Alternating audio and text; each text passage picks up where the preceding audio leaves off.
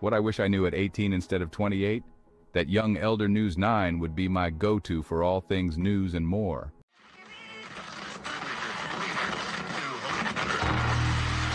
And the ancestors are looking out for us. Todd Hayes is exposing them, man.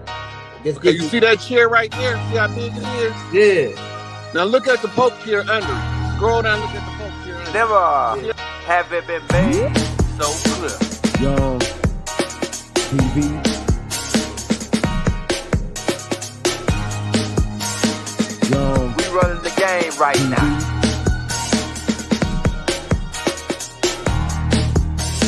Young TV. Time to take over. Young We the hottest in the game. Hit that like, hit that subscribe button. If you just not tuned in. TV. Share, like on your Instagram, Facebook.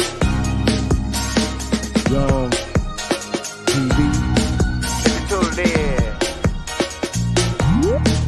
we broadcasting live from 2030, baby.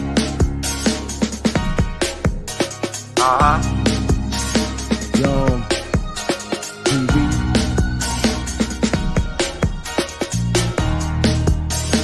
Young Taking over the game, baby. Oh yeah. Young TV. Hit that like. Young TV. Get them likes up in the air, you heard me? Young TV. Ride by. Hotel Islam. Young TV. Assalamu alaikum. Flow letter. Peace. Young To you. TV. Hit that like. Hey, if you coming out, this about to be lit. Hey, man, we want to thank the ancestors, man, because the ancestors been working hard. We hear a lot, so many peoples, so many chiefs, even chiefs that was on the land that wasn't even on Facebook or Instagram, old real chiefs on the land. Shout out Chief Red Chief, right? From the Alabama, right? A lot of everybody's waking up. So recently the $5 Indians are coming out to attack a lot of people, a lot of our people that's coming aware of who they are, right? And so Big Momma told me tonight, when I come on, ask Rod this question, and it's gonna be the bomb all question, and then with Rod and the crackheads on this question, and I got receipts, old receipts that Rod already said on some of the stuff that he gonna say that I'm gonna show while he talking, show some pictures, and then Rod can go in on them pictures to explain more what's going on with the question I'm about to ask. Now, Rod, the first question we got for you is the bomb all to end the $5 Indians for once and for all. This is the question, Rod. If they are the real people, the Indians they show us on TV, if they are the real people, why they still got to cover up artifacts? Wouldn't those artifacts lead to them being the real people? So why do they got to do Smithsonian Institute, block the Grand Canyon, bulldozer the whole downtown mounds in Ohio, bulldozer whole mounds? I mean, you name it. Why do they got to do all this to cover up artifacts if those are real Indians? When it showed them they the real people of this land? Go ahead, let's go ahead from that point. Right? Okay, so if you don't understand that we've been at war for 500 years, nothing that they doing makes sense. But if you understand we've been at war, Sun Tzu, sometimes this quote is on the cover of the book. And it's a quote from Sun Tzu that said, all warfare is based on deception. If you can't deceive a people by giving them the proof. You have to usurp the proof. You have to control the narrative by controlling the artifacts, controlling the mound sites, controlling what we even think these things are in relation to pyramidal structures or circular Stonehenge structures. It's a whole bunch of us don't know. It's a whole Stonehenge under Lake Michigan, right? It's other things under there under Lake Michigan too, that they think is a weird anomaly. Like there's a drawing on the rock in Lake Michigan of a man shooting an arrow, a bow and arrow, right? So if the Smithsonian is the number one culprit of concealed historical artifacts, we know it was the Smithsonian responsible for telling us that King Tut was found in Kemet over in Northeast Africa.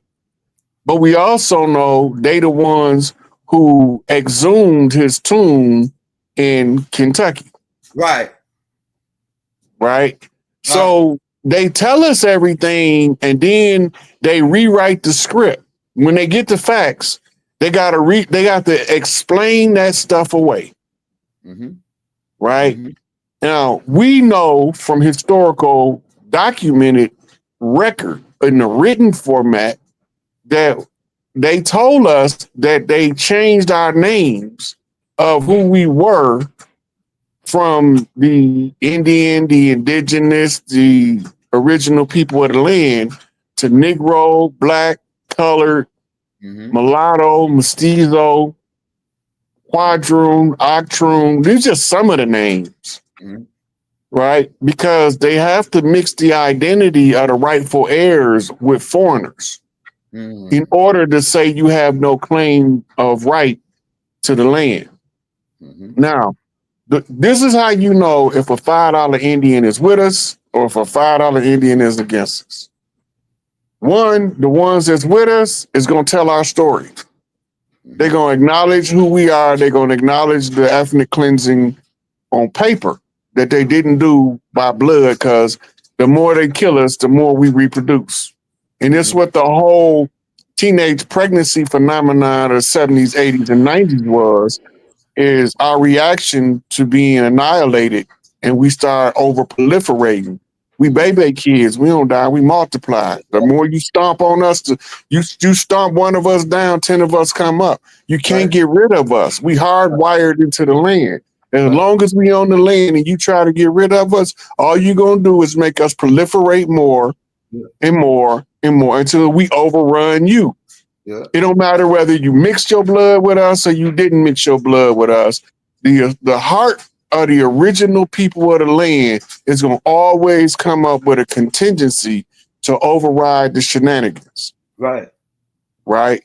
We know what the paintings on the cave walls, on the pyramid walls, the Inca, Mayan, Aztec. We know about the Mississippi pottery. We know about all of the artifacts found in Arkansas and Tennessee and in Georgia, all out in Florida, right? They even have life-size statues that they took from over here, compliments of the Smithsonian, to put them on display in Europe. Right? They got paintings that they took from over here, from some of the palaces, and then they hung them up over in Europe. Right. And then sometimes they even tell the people looking at it that this is an African from America. Right. But many of us don't know that before the scramble for Africa, which is following the Berlin Conference, when they divided Africa, it wasn't called Africa. But at the same time, before the Berlin Conference, there was a subsection in South America that was called Africa. But most of us don't know that. And when you tell people that, it sounds utterly preposterous and totally insane until you go pulling up old maps and you see it on the old map. And during the contemporary time, when they pull those maps up, they had Ethiopia or Sudan written across the continent of Africa. Right. So it's a zigzag zig, right? It's the crisscross. It's the flea flicker, the hat trick, right? And most the average person will only follow it from one point to the second point, never knowing that there's so many other points you can't stop there. But they taught us that in school. Take what I told you. accept that, disregard anything else.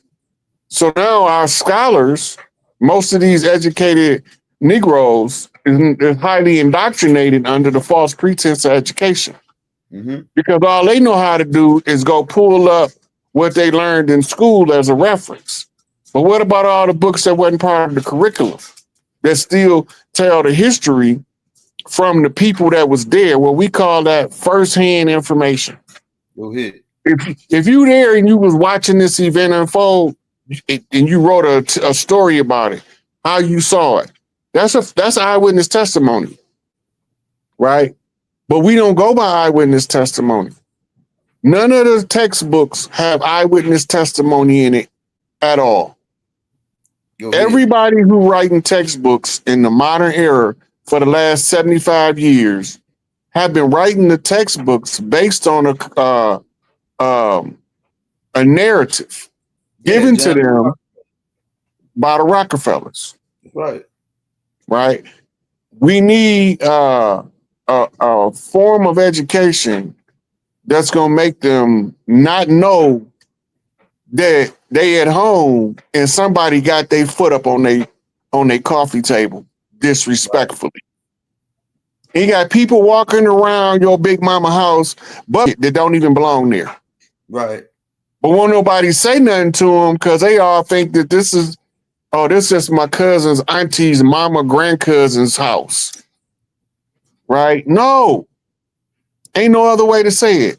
We been here. We gonna be here. They tried to get rid of us and they can't purge us from the land because we one with it. To be one with the land means it don't matter what they do, they can't get rid of you. That's why they call ceasefires to the wars. Now, these are training camps at the Indian training schools where they taught Mongolians how to be Indians. I bet you can't zoom in on them kids and show some black faces.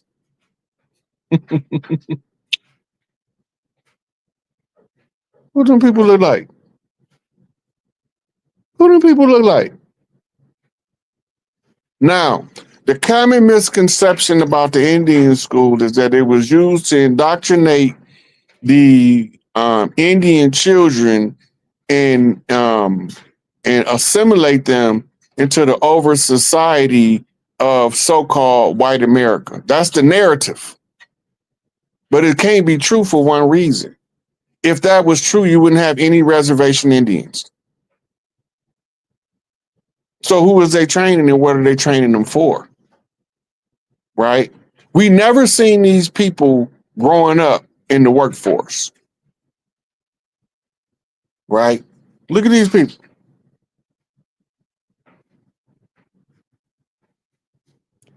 So when we go back to the actual history of what they did versus who we are, right? They might be wearing Western clothes, but you got to remember, we didn't wear Western clothes, right? The ones wearing Western clothes, them ain't us. We was wearing denim. They call it the slave fabric. Who made denim? Right? We did. That's why it was called slave fabric.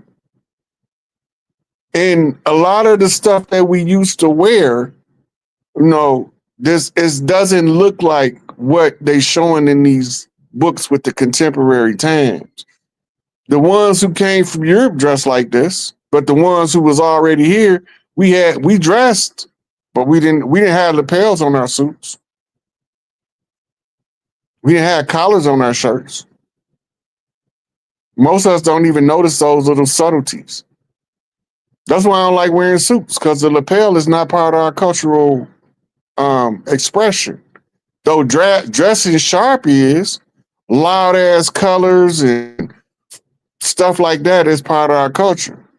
But remember, the ruffled sleeves and the ruffled collars came from England, right? These kids is being taught the traditions and the dances and they ragtime of the tribes. They the ones they was educating to replace us. Now they have to give them a history, a backstory. Without no backstory, it's just like the Jesus story. when they wrote the Old Testament because the Jesus story couldn't stand on its own. So they needed a backstory, a justification. So they go back and rewrite it, and then they tell you that it's older than the older one. It's not true. You don't got no backstory. Islam backstory is Christianity. And Christianity's so-called backstory is supposed to be Judaism, right? But when you go back to the backstory of Judaism, Judaism is all of the Muslims supposed to be Jews. Because Isaac is the first Jew, and Ishmael, the Ishmaelite, the Muslim, they supposed to have been sons of Abraham. And all so-called Jewish people acknowledge that they kindred with the children of Abraham. So who is the children of Abraham? Right? So you gotta remember, you had the Midianites from his other wife. He had at least 4 wives. He gave birth to the Midianites, he gave birth to the Ishmaelites and the Israelites. Right? That's Isaac, that's Ishmael, and that's Midian. Midian was after Sarah died. He married again, right? So when they telling us these stories, they thinking we ain't gonna never ask no question like, how are we so divided if we all supposed to be children of Abraham? That don't even make sense based on haplogroup, right? Because they're saying that everybody that's the children of Abraham is the chosen ones, but everybody under Abraham's lineage is not classified as the chosen one. That's retarded in and of itself, right? It's the same with these people, right? When they taught them and they tortured them and they raped them because they didn't teach them, they wasn't no better than us to the colonizers that look like us, that ain't us. So yeah, they slaughtered kids in school, the ones who didn't want to take part in the shenanigans and the charade or ask too many questions, they killed their ass. This is where you get all of these boarding school atrocities of the so-called Native American. Even the children didn't want to go along with the BS. Now you got the offspring fighting against us, are all the ones who was willing to go along with the shenanigans. The ones that didn't want to die, the ones who wanted to benefit from the system, a welfare, all of these ones is the ones that's coming out now saying we don't know what we talking about. But we have people that look like them $5 Indians that took sides with us. They call themselves the ceremonial whatever tribe took them in. Right? You remember when the lady went to put Atlanta and Cap City on notice? She said this is from the ceremonial Muskogee Creek, the Muskogee Creek, and she named several other tribes.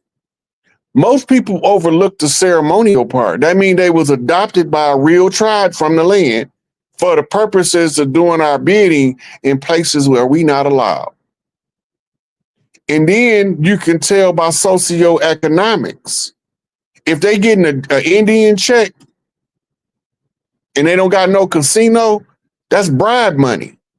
That's hush money, right? The ones who really in the bed with the enemy, they got a casino, but not all of them with a casino was in bed. Some of them figured it out and was able to use the narrative, but you can tell how they perceive the tribes that was here, how they look at us as the dirty Moors. They thinking that we the same as the interlopers, the dirty Moors, right? But we not the same as them people. We just have the same phenotype, but we don't have the same genotype, right? We went over to Genghis Khan. All they got to do is go see if they descending a Genghis Khan, and that'll tell them that they Mongolian. See if they bloodline trace back to Attila Hun. That'll tell them if they a Hun. And that'll let them know that you ain't from over here. Right? But we don't talk about that stuff. Then we looking at these people, and some of them is hybrids between the tribes of the land and the children of Hoshin. Right? Remember Malachi did the whole lecture on Hoshin bringing the Chinese over here? Those were darker skinned Asians than the ones we seeing today, because the ones we seeing today have an admixture of pale face in them. Remember, all of the tribes gave a drop of blood, and that's why everywhere you go, you have people original to the land with lighter skin, because they'd been giving up that drop of blood, and it makes, for a period of time, we're gonna all have a lighter skin complexion than we had in prior lives, right? But we eventually, the dominant gene is gonna express itself dominantly.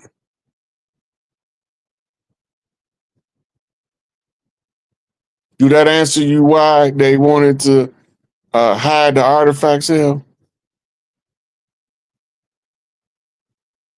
You on mute.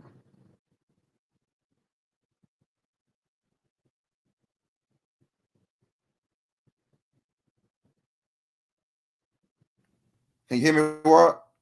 You hear you now? Yeah. So that's what I'm saying. So that I know you was gonna be able to answer. I know you was gonna be able to go in on it for a minute. But and a point I want to make too is that what would be the point of hiding the artifacts if those were the original people and they putting them on a national scale? They the ones we see on TV. They always doing all this stuff. What would be the point of hiding artifacts? Wouldn't them artifacts say that they're the people? If it was true, would the reason of them hiding them be? You know what I'm saying? Yeah. You remember the story of the well-dressed lie Farrakhan told us? You remember the story of the well-dressed lie Farrakhan told us?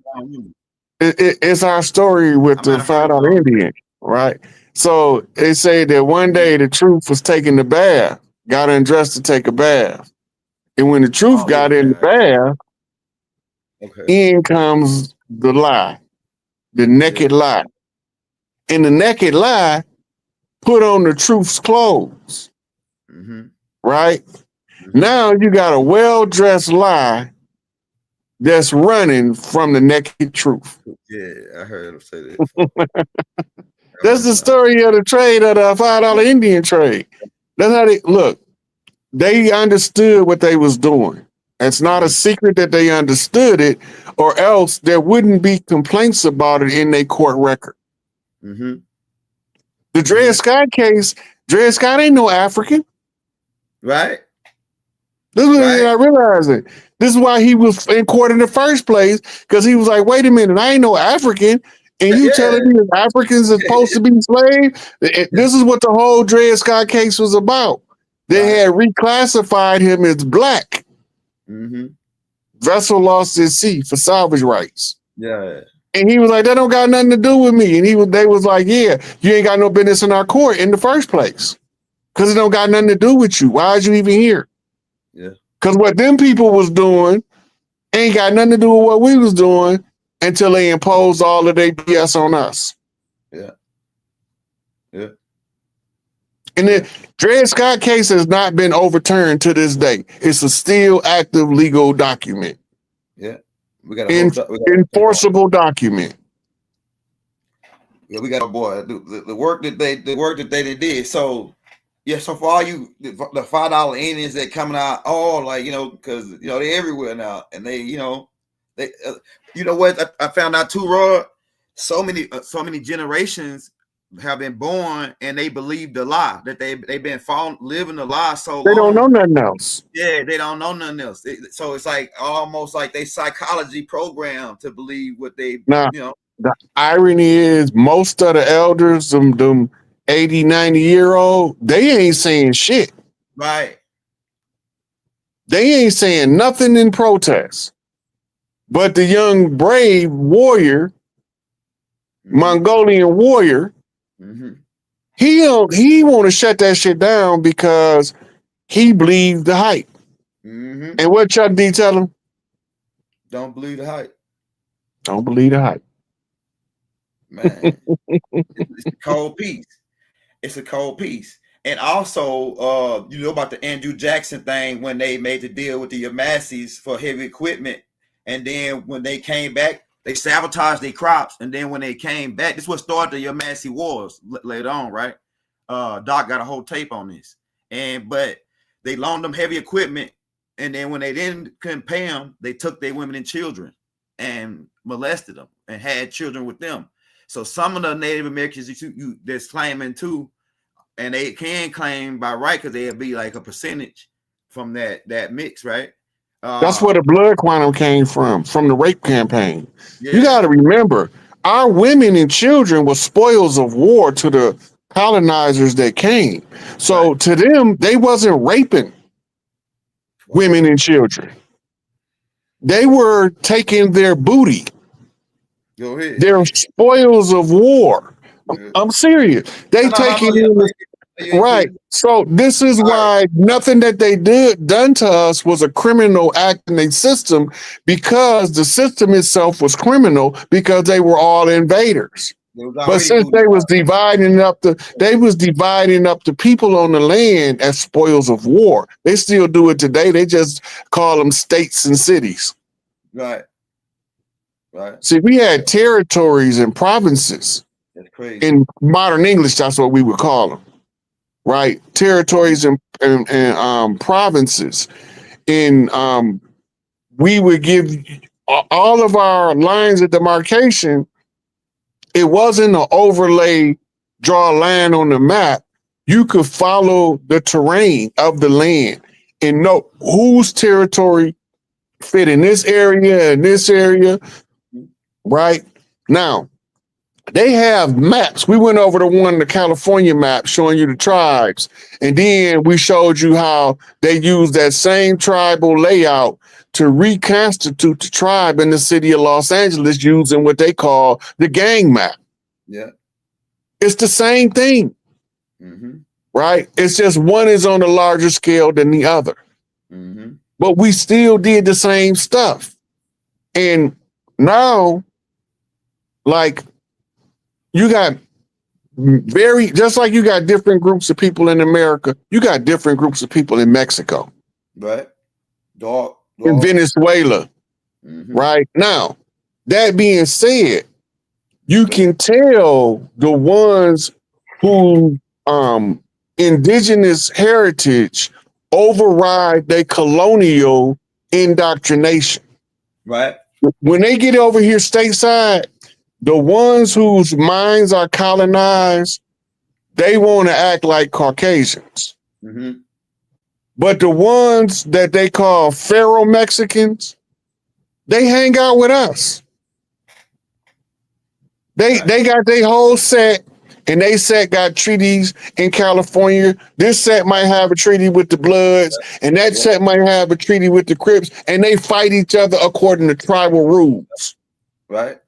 Right. So that means that if this Mexican came from a blood affiliate and this Mexican came from a Crip affiliate and they bump heads in the street, they gonna run that fade. Right. They gonna run that fade just like if a blood ran up on a Crip on the same note. They gonna run that fade. Right. Right. Our problem didn't come in with us running fades, by the way. Our problem came in with the government teaching us to kill each other so they don't have to do it. Mm-hmm. Running the fade is how you showed your manhood. It's how you showed your status. The better you was with the hands, that means the more focused you was on the craft. Right? Since Big Tookie is not currently on the scene, the highest ranked knuckle chief is Mike Tyson. So if you want a blessing from a chief on them hands, you got to go spar with Mike Tyson, especially if you're a heavyweight. If you're a middleweight, you got to see Floyd.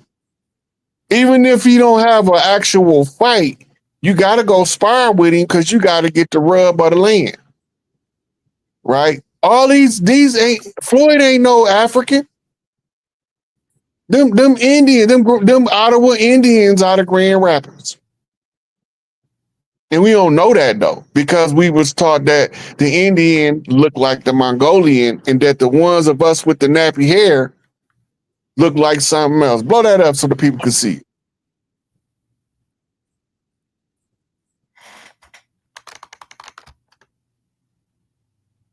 And when they were making fun of Mike about that paint, they thought that was African. That's not African. There's no African tribe that wear that. You can find it in the Polynesian islands. You can find it in the old cultures of Mexico and America, but that's not African. Yep. That tribal art is not African, but only an African or somebody who from the tribes that wear that art can tell you it's not African. Anybody else, it's all African. Mike not know African. Not that Mike got anything against African. People be saying because we tell you we not African, that means we don't like Africans. And nothing could be further from the truth. We have a long-standing, multi-million year relationship with the continent of Africa, right? What we don't have is a modern interpretation of us being African outside. We was intermarrying with them. They got more oral traditions in West African culture saying they came from over here than they have oral traditions over here saying that we came from Africa. Before Columbus, that wasn't even a matter of fact. Before the 1900s, that wasn't even a conversation if we was African or not. Right. It didn't even become a conversation until probably the 70s, then the 60s, when we started accepting the influence of foreign people proclaiming to be us. Look, Fred Sanford, Queen Latifah. All this is known. Which one copper color? Come on now, stop playing with me. My man said, we know the truth now. It's game over, man.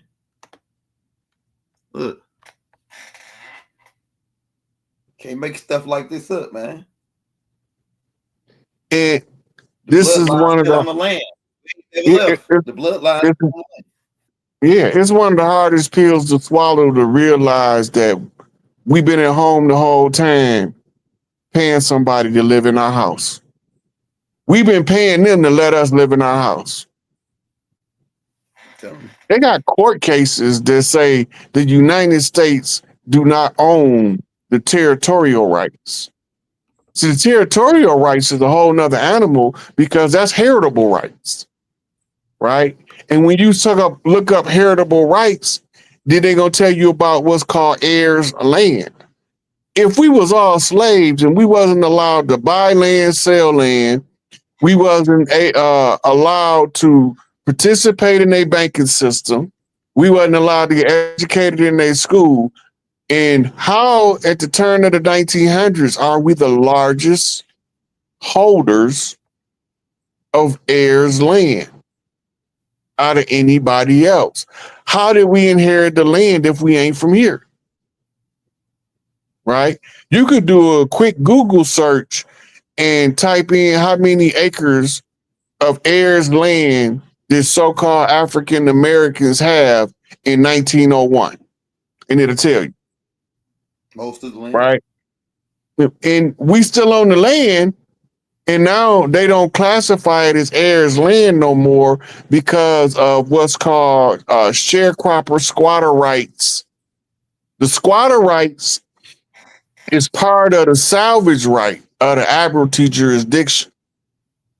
That's why they call it squatters' rights. It's not the person who owns it, it's the person who's squatting on it while he's waiting on the salvage team to catalog the property. They call it creating a deed, right? You want to see something slick? Type in who held the first deed in the United States of America.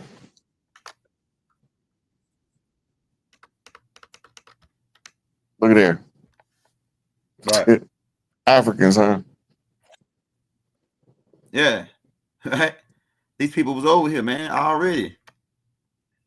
Matter of fact, I'm gonna type it in my phone while you doing that.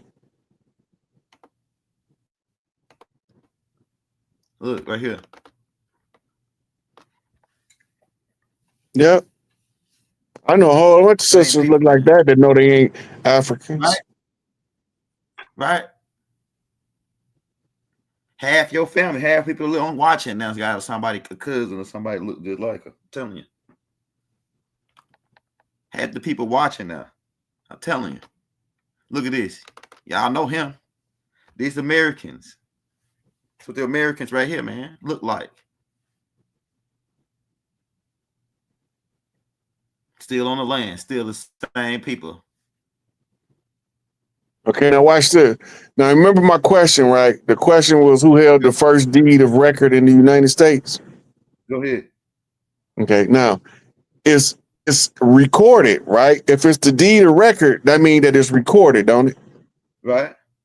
Okay, now listen to what Google say. It is not possible to name a single person who held the first deed of record in the United States. Where the records at? Go ahead. And where the records at? Okay, let me go a little further. As land ownership and recording practices began in different colonies at different times, the initial titles to American land were held by European colonial powers. I told you we didn't need titles and deeds. We didn't never have that. Including the British Crown, who was the largest of the ones. And land was granted to settlers through companies and proprietors. You get it? It said, here's an overview of the earliest land record practices in the colonies. Plymouth, Massachusetts. Remember we talking about the Plymouth colony, the Virginia colony, Northwest Trading Company? Okay. Yeah. One of the earliest known deeds was recorded in Plymouth in 1627. The settlers known as Pilgrims had already introduced individual land ownership by 1623. What was we doing with the land before that? That's the Jacobites. Right. Now, they had the Virginia colony, Jamestown, Virginia. In the Virginia colony, those settled earlier in 1607, did not adopt formal regulations for recording mortgages and registering claims until 1639. So they had been here for years without recording no deeds of land ownership, right? Right. It said before that, land grants were made to proprietors who functioned like feudal lords. That means feudal to feud is the root word, which is conflict. They mean warlords, but they call them feudal lords. Right now, the next they have something called the Massachusetts Bay Colony in 1640. This colony enacted a detailed recording act in 1640, requiring documents to be indexed by names, description, and registration of dates. Right? Then the next one, which is the fourth one, a statute of Virginia, 1656, a statute was passed requiring all deeds to be registered in a book at the county courts. Wow. Right. Over time, these colonial practices influenced the recording system adopted by other colonies and later American states. See that? Now they're recording these as a state now in the narrative. After the American Revolution, the federal government confiscated land from the British Crown, and Land Ordinance Act of 1785 was passed, creating a legal framework for land ownership and transferring property through land patents. Wow. So this is why when they gave Empress Redbird the alloidial title, this is the foundational instrument to all of these deeds that they made that claiming was ours. Now they had to give it back.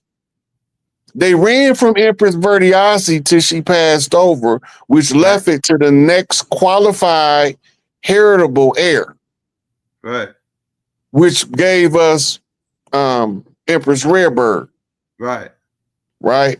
Now, the entirety of Turtle Island, North, Central, and South America, as they call it today, the entirety of that is tribal land. Go ahead. In the Indigenous Rights Act, it tells you that we have a right as the tribes to administer or govern over all tribal lands, right? The exception at the time the document was written was Washington, D.C., because it was considered an embassy.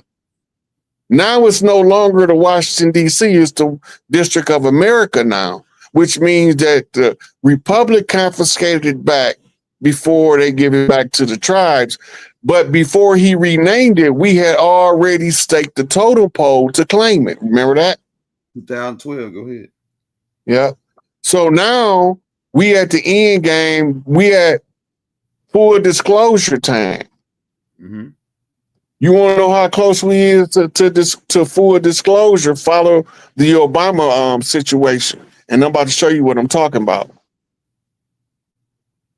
Yeah, we at the brick here, man, because too many people know it's you can't come to something. I mean, once you hear the truth, you can't get around. Can't hear it. Yeah. Even if you don't believe it or agree with it, once you heard it, you can't unhear it. Go ahead. Tell you. They caught President Obama absolutely cold, Tulsi Gabbard. What they did to this country in 2016, starting in 2016, but going up to 2020 in the election, they tried to rig the election and they got caught. And there should be very severe consequences for that. You know, when we caught Hillary Clinton, I said, you know what? Let's not go too far here. It's the ex-wife of a president, and I thought it was sort of terrible. I let her off the hook, and I'm very happy I did. But it's time to start, after what they did to me, and whether it's right or wrong, it's time to go after people. Obama's been caught directly. So people say, oh, you know, a group. It's not a group. It's Obama. His orders are on the paper. The papers are signed. The papers came right out of their office. They sent everything to be highly classified. Well, the highly classified's been released. And what they did in 2016 and in 2020 is very criminal. It's criminal at the highest level. So that's really the things you should be talking about. I know nothing about the other, but I think it's appropriate that they do go. Can I ask you about that, Mr. President? Tulsi Gabbard has submitted a criminal referral to the Department of Justice. From your perspective, who should the DOJ target as part of their investigation? What specific figures in the Obama administration? Well, based on what I read, and I read pretty much what you read, it would be President Obama. He started it. And Biden was there with him, and Comey was there, and Clapper, the whole group was there. Brennan, they were all there in a room. Right here, this is the room. This is much more beautiful than it was then, but that's okay. I have nice pictures up. They came out of the vaults. They were there for 100 years. This is much more beautiful. We have the Declaration of Independence now in the room, which wasn't here. I guess people didn't feel too good about putting it here, but I do. But you know what? If you look at those papers, they have them stone cold, and it was President Obama. It wasn't lots of people all over the place. It was them too. But the leader of the gang was President Obama, Barack Hussein Obama. Have you heard of him? And except for the fact that he gets shielded by the press for his entire life, that's the one they look. He's guilty. It's not a question. You know, I like to say, let's give it time. It's there. He's guilty. This was treason. This was every word you can think of. They tried to seal the election. They tried to obfuscate the election. They did things that nobody's ever even imagined, even in other countries. You've seen some pretty rough countries. This man has seen some pretty rough countries, but you've never seen anything like it. And we have all of the documents. And from what Tulsi told me, she's got thousands of additional documents coming. So President Obama, it was his concept, his idea, but he also got it from crooked Hillary Clinton. Crooked is a $3 bill. Hillary Clinton and her group, the Democrats, spent $12 million to Christopher Steele to write up a report that was a total fake report. It took 2 years to figure that out, but it came out that it was a total fake report. It was made up fiction. And they used that. The one thing they weren't able to do was to, and probably the only thing I respect about the press in years is the press refused to write it before the election. They refused to put it in. The Steele report was a disaster. All lies, all fabrication, all admitted, and admitted fraud. She paid $12 million and the Democrats for that report to a wise guy named Christopher Steele. He wrote a phony report, and they wanted to get that report in before the election. And I'll tell you what, I talk about all the time, the fake news, how bad it is. But in this case, they wouldn't do it. They saw it, they read it, and they said, we don't believe it. And it was only after, substantially, like a month and a half after the election, that it got printed, and it was a big wisp. It was just like a bang of nothing, because the election had ended. If that report had gotten published by the New York Times or somebody, and I respect the Times for maybe only this, because they're crooked as you can be. They're a terrible paper, a crooked, corrupt paper. But for this one moment, they said this is, and neither could any other paper. Wall Street Journal's a lousy paper, very, very dishonest paper. As you see, I'm suing them for a lot of money because they do things very badly. It's got a nice name, but it's really, in my opinion, it's a terrible paper. And can be. Now that was a presidential press conference. Remember, we already told you all this stuff was going to happen. Like everything now is the disclosure of what happened during the first Trump administration. Mm-hmm. The Biden administration was all central casting. Mm-hmm. Right? There's a place you can look up all of the people that you think is in Hollywood, DC right now. Mm-hmm. It's a entertainment site of actors. And they tell you what kind of roles they play and all that kind of stuff. So and so, like the instance, the press secretary for Joe Biden, the sister, remember her? Mm-hmm. Press secretary for Joe Biden. Yeah. Matter of fact, Gaddy Boy, he just went over the receipt showing I think I shared it on my Facebook. Let me scroll down and look and see. But he was just sharing on his Facebook that she was part of the Central. Now remember, Trump been pointing these people out, telling us he's central casting. She's central cast. I'm central casting. They central casting. He'll be great in this role. He's the top guy from central casting. We didn't pay that no attention. The average person didn't, because Trump's reputation for fluff. Yeah, like right. Like say a lot of stuff that he a Yeah. wild man, he a wild card, he a Trump card, Yeah. And remember, if you want to catch up real quick and you behind, go watch Howard the Duck. Howard the Duck is Donald the Duck in DC. Go ahead. Right. So they was playing that narrative, right? You gotta remember, he just said Barack Obama got caught stone cold. Yeah. Right? You heard him say it out of his mouth.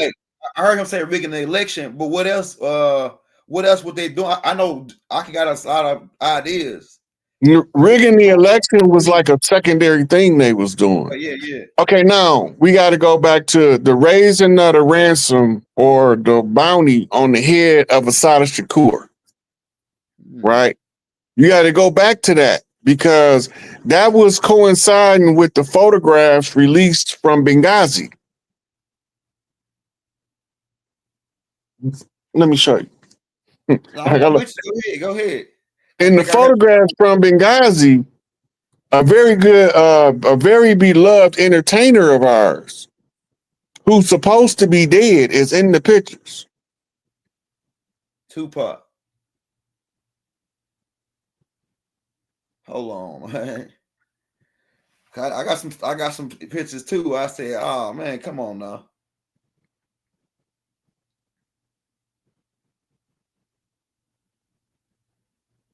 Man, hit that like, hit that subscribe button if you're new to the channel.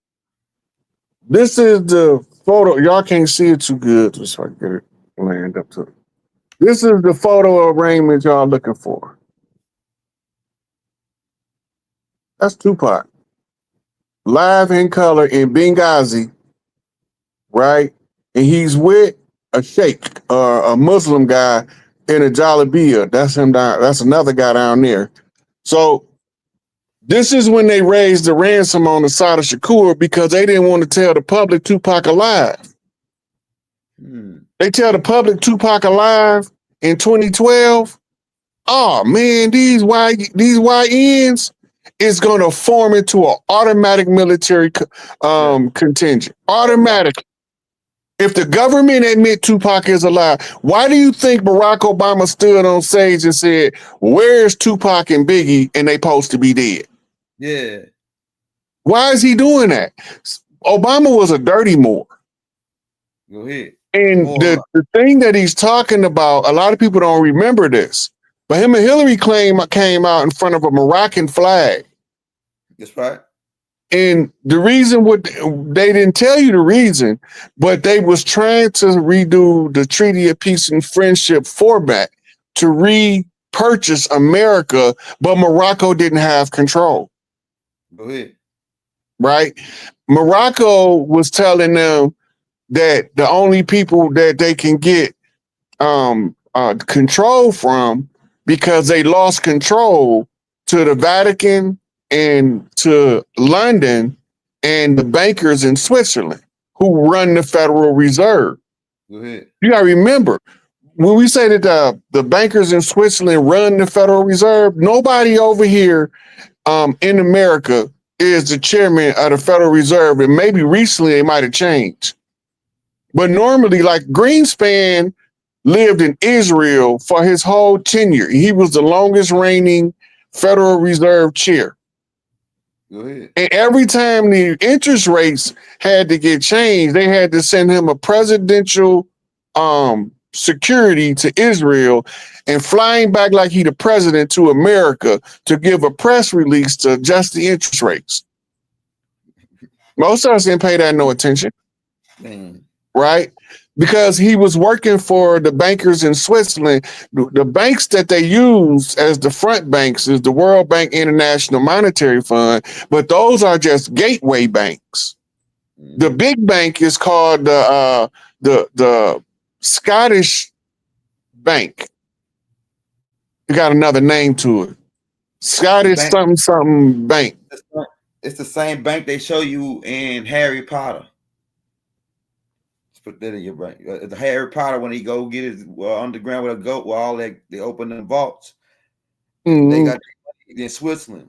These guys. Okay, now the bank, the World Bank and International Monetary Fund's owners didn't live there.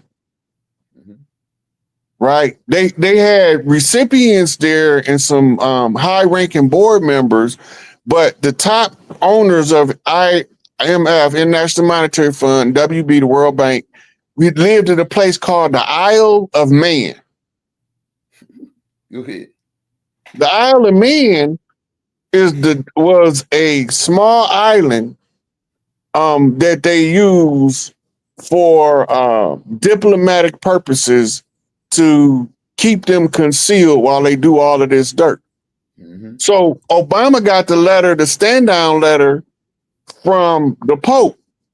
We went over that, didn't we, Elder? Yeah, we got the whole story down. Okay, now, the reason why the Pope wrote the letter was because Obama was trying to get the Pope to allow them to reconstitute the treaty with Morocco. Now, remember, when the Treaty of Peace and Friendship was signed, there was no country on earth called Morocco. Go ahead. There is no ancient Morocco. There was no country before the 1900s, nowhere on earth called Morocco. But there was, out of Spain, something called the Royal Moroccan Company. It was called Rex Al Morocco, something, but it translated into English as the Royal Moroccan Company. Go ahead. Right? The people of Morocco wasn't called Moors in ancient times. That's modern. But you attach the word ancient to Moor in order to give the illusion that we've been called Moors for eons, and it's not true. Yeah, I disagree partially with you on that, bro. I think Moor is pretty old, and I already did a whole tape on it. AI did a whole tape on it. Now you got to remember, MUUR and MOOR is two different words from two different backgrounds with two different etymologies. In linguistics, O and U is interchangeable. That's modern Grimm's Law grammar. Man. Right? You got to remember that. Go ahead, Roy. That's Grimm's. Look, Grimm's. Hold on. Do you know who Brother Grimm is? Never heard of him. Okay, now, you ever heard of some fairy tales called Grimm's Tales? Well, they started writing the rules for translation in the 1600s. They was the fairy tale writers of the Three Little Bears, which was taken from older writings from Aesop's fables. They reworked them to use different animals based on the geography. Well, it was Grimm's Law says all vowels are interchangeable in translation, but it's more to it than that. The translation had to be from a Semitic language to a non-Semitic language, or an ancient language. It doesn't carry over from French to Spanish, the same as they do from Hebrew to English. Right? When we wasn't calling ourselves Moor, MOOR, and normally the ones MUUR that you refer to, they call themselves Amaru because they had to preface it. Right? Amaru is the preface of the ones who come from the city of Mu. It's called Amaru. They weren't calling themselves Moor. They call themselves Amaru, but only when they write it out in the pictographic writing will you see that it was a preface before the MUUR. And most of the time they didn't even refer to themselves as that because the ones who was classified as the royal family referred to themselves as Nagas, Nagas, which became translated as serpent, but that's not what it means. Right? In ancient times, Nagas didn't mean serpent. It meant royal bloodline or royal family. Right? It's just like they think everybody in Kemet was royalty. They wasn't. Everybody over here wasn't royalty. Some of them peasants couldn't wait to sell out the royal families from over here. When you see the word RES, that means royal in Latin. REX, that means royal. Right? So when you say stuff in English, right, when they say Rex 87, the Lord Alfred plan, Rex 87, readiness exercise is what it's short for, but Rex mean king. Yeah. Lord Alfred became King Alfred, right? And so they call it Rex 84 when it was actually King Alfred plan. The King Alfred plan was the blueprint to lay out to get rid of us by taking the leadership out of the community by locking them in prisons. It's still right there. You can still read REX-84 written by Oliver North and Poindexter before the Iran-Contra. That's how it came out at. Yeah, I got a tape on that. I just put right. It came out during the Iran-Contra, and most of the people used to believe it wasn't true. The first people who was teaching it in the Rex 84 program defense was the Nation of Islam. The Nation of Islam said we had to protect our leader. This is what the FOI was so instrumental. We got to protect our leaders from the King Alfred plan, is what they was calling it at the time. We didn't know about Rex 84 yet. We thought them brothers was totally batshit crazy.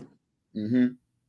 We barely knew about COINTELPRO. And if it wasn't for the Nation of Islam pushing for the Freedom of Information Act, we would never have got access to that information. Mm-hmm. So we'll still be fighting in the dark right now.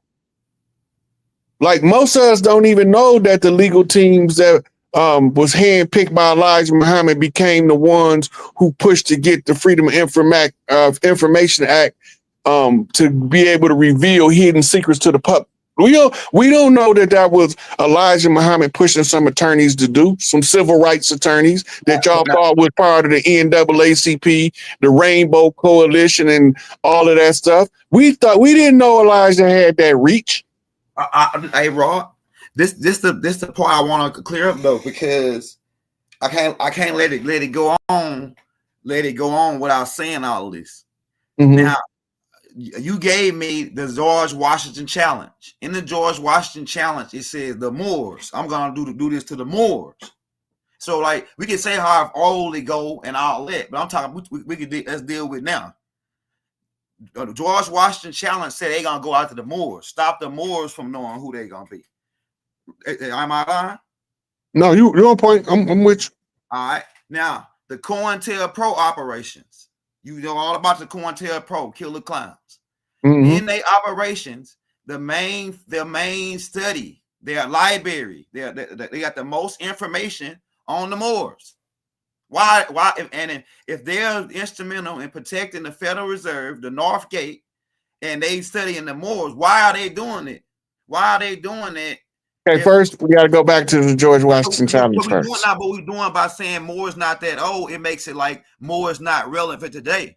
When we say Moors not that old, the Moors are absolutely relevant today, and here's why. You know what I'm saying, so we got to make that clear too. Remember we did the catch term, Moor as a catch term. Yeah, I remember. Remember that class?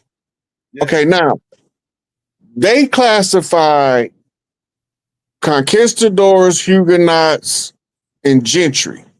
That's Spanish, French, and English Negropeans as Moors.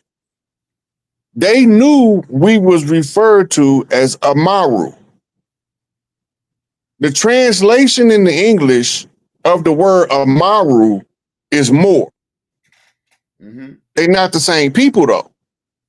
So we had to figure out it's a difference between a righteous Moor and a dirty Moor. Yeah. If we don't figure this difference out, which is in their literature, by the way, if we don't figure this part out, we gonna always think that we fighting pale faces. Go ahead. You get it? Go ahead. I got that part already. I got the part about the more Zionist guys who came the back doors, the Jacobites. They were more. Yeah, that's just a Johnny come lately faction. Yeah, it's different Moors, right? It's different Moors. Right. Yes. Even when you go to the legal definition of the word Moor, they're gonna give you a term called a tawny Moor. They're gonna give you a term called a blackamoor, right? And they gonna it's several more of them, but they all classify under the general term Moor. Mm-hmm. A tawny Moor and a blackamoor phenotypically don't necessarily look alike. $5 Indian original, right? $5 Indian original. It's the same as a tawny Moor, blackamoor.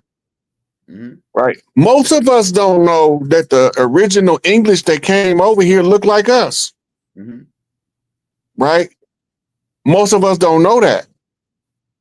And most of us don't know that before Christopher Columbus' voyage, that we was already assisting the Irish and the Scots in their wars against the Catholics. We don't know this because it's not taught as part of the curriculum, right? So when we say Moor today, Moor is an absolute relevant term. Under that banner of Moor, though, you got to remember the dirty Moor and the righteous Moor. Right. Right. Now, why do we call the righteous Moor righteous Moor? only because he right. It got nothing to do with, but he's right about who he is and the land he owns. Because all of us not good people. You gotta remember that. All of us is not good people. Right. But the dirty Moor has no birthright claim to nothing that's ours. And they try everything they can to convince us that we are the same people while they usurping every attempt of ours to rise. And this is why they murdered Clarence 13X. This is why they infiltrated the Nation of Islam. That ain't alone. The study of the infiltration of the Nation of Islam itself. Remember, Malcolm left and did a press conference and say that the Nation of Islam has been thoroughly infiltrated. That means it's a whole lot of infiltrators in there. How can they be infiltrated by Paleface when Paleface ain't there? They not allowed in, has never been allowed to be members. So if they thoroughly infiltrated, what do the infiltrators look like? Go ahead. Right? Now, Malcolm was writing, he was dictating the autobiography to Alex Haley after, not before, after he was ousted from the Nation of Islam. Because while he was in the nation, he was so absorbed in doing ministerial work, he didn't have time to sit down with Alex Haley and tell his story. Right? And it's a direct quote from Malcolm X in the autobiography of Malcolm X in reference to Elijah Muhammad. He said, I will lay down my life for that man, but it's not past tense. It's not past tense, which takes us to another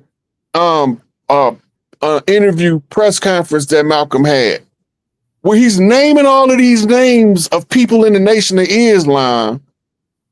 And he said that the people in the streets know I'm not telling on nobody. And he said, and the police know I'm not telling on nobody because they told me.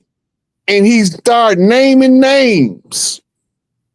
Who he talking to, first of all, is he can't do that. But he can put it in the public domain. And Elijah, a 9.9.9 out of 10, he's seen it. So now Malcolm, in his OAAU days, Organization of African American Unity, remember that? That's what he formed after he left the Nation of Islam. In them days, with the long beard, he's sitting there telling Elijah Muhammad, because it ain't nobody else for him to be telling. He could call Martin and say, hey, Martin, these the niggas that infiltrated the nation. Let me give you their name. He couldn't do that with Elijah because now he's running a red herring. The red herring is to draw the heat off the messenger. Long enough for him to come up with a contingency plan for the infiltration that's took place in the Nation of Islam. And what Wallace did is what Malcolm was supposed to do. They traded places because Wallace didn't want to die for his daddy. Right? So what happened? Before Malcolm get brought into, and they brought up all of the things about the girls and the babies and all that, Wallace already knew, but that wasn't never a point of contention. Wallace was sent to go to school in the Middle East so he could become Arabized and believe that Islam was being an Arab in America.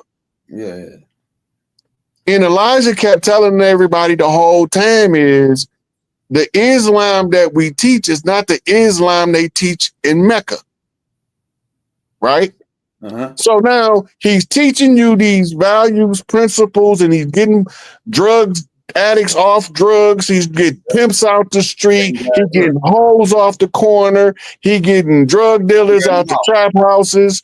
He doing all this stuff, but because he don't wear a jalabia and a turban, his son don't think he's a Muslim because he's been indoctrinated by the Arabs. Right. Right. Modern Islam from the Middle East is 2% Islam, 98% Arab culture. Go ahead. We don't got Arab culture over here. So Elijah couldn't teach you Arab culture because he wasn't no Arab. Go ahead. So what did he do? He used the doctrine of the Quran because he knew Shriners was instrumental in our imprisonment. He had already went through his Christian school, so he had already been Reverend Robert Poole already. Right. Right? What they called back then a jackleg preacher. Go ahead. A storefront preacher. He went from that, okay, now how do I get this information to structure it for my people to be able to snap out of the amnesia? He couldn't get everybody. So what Master Muhammad come in on that part, like the what do Master Muhammad comes in on Masonic code talk. Okay. Master Muhammad is the perfect mirror when you using the law opposites. Right? Fard means to pay the fare or to pay the wages. Muhammad means the praiseworthy. That's right. Right? Now, the most famous picture is he's standing there holding a big ass book in his hand, reading the book. The message that picture says is study. Right? Now, when you're looking at Elijah Muhammad as the focal point, Fard Muhammad is the mirror. But who is he reflecting? Right? Not until you clairvoyant do you see clear. That Claire is the praiseworthy. Big Momma. Let that sit for a minute with you, Elder. Not until you clairvoyant do you see clear that Claire is the Muhammad. Right? We know this culturally. When we know our culture, we say, oh, that's a code. But we don't know our culture. We got that white man up there talking about this white man God. Right? But we ain't never been deceived about our culture. When you go back and listen to the stories, the story is Elijah supposed to be drunk on the tracks. What happened next? You remember? Say what now? Elijah Muhammad supposed to be drunk on the train tracks. Okay, go ahead. All right, now, this is right before his awakening. Clara sent his oldest sons, I think it was, I think his name was like Hubert or Filbert or something. Yeah, Hubert. I think it's Hubert. And Wallace to go get their daddy off the tracks and bring him back home. That's cold talk. That's cold talk. The tracks is the crossroads. Right? If you drunk on the crossroads in ancient times, that was a sacrifice. You sacrifice yourself on the crossroads in order to meet the Baron, Samadhi, the Baron of the crossroad.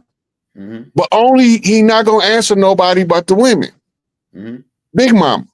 If Big Momma didn't send you, you're not coming off them tracks. You can't go on your own. But if Big Momma send you, she gonna have to send somebody to come recover your body before you get killed. Right. We don't remember the old culture like that.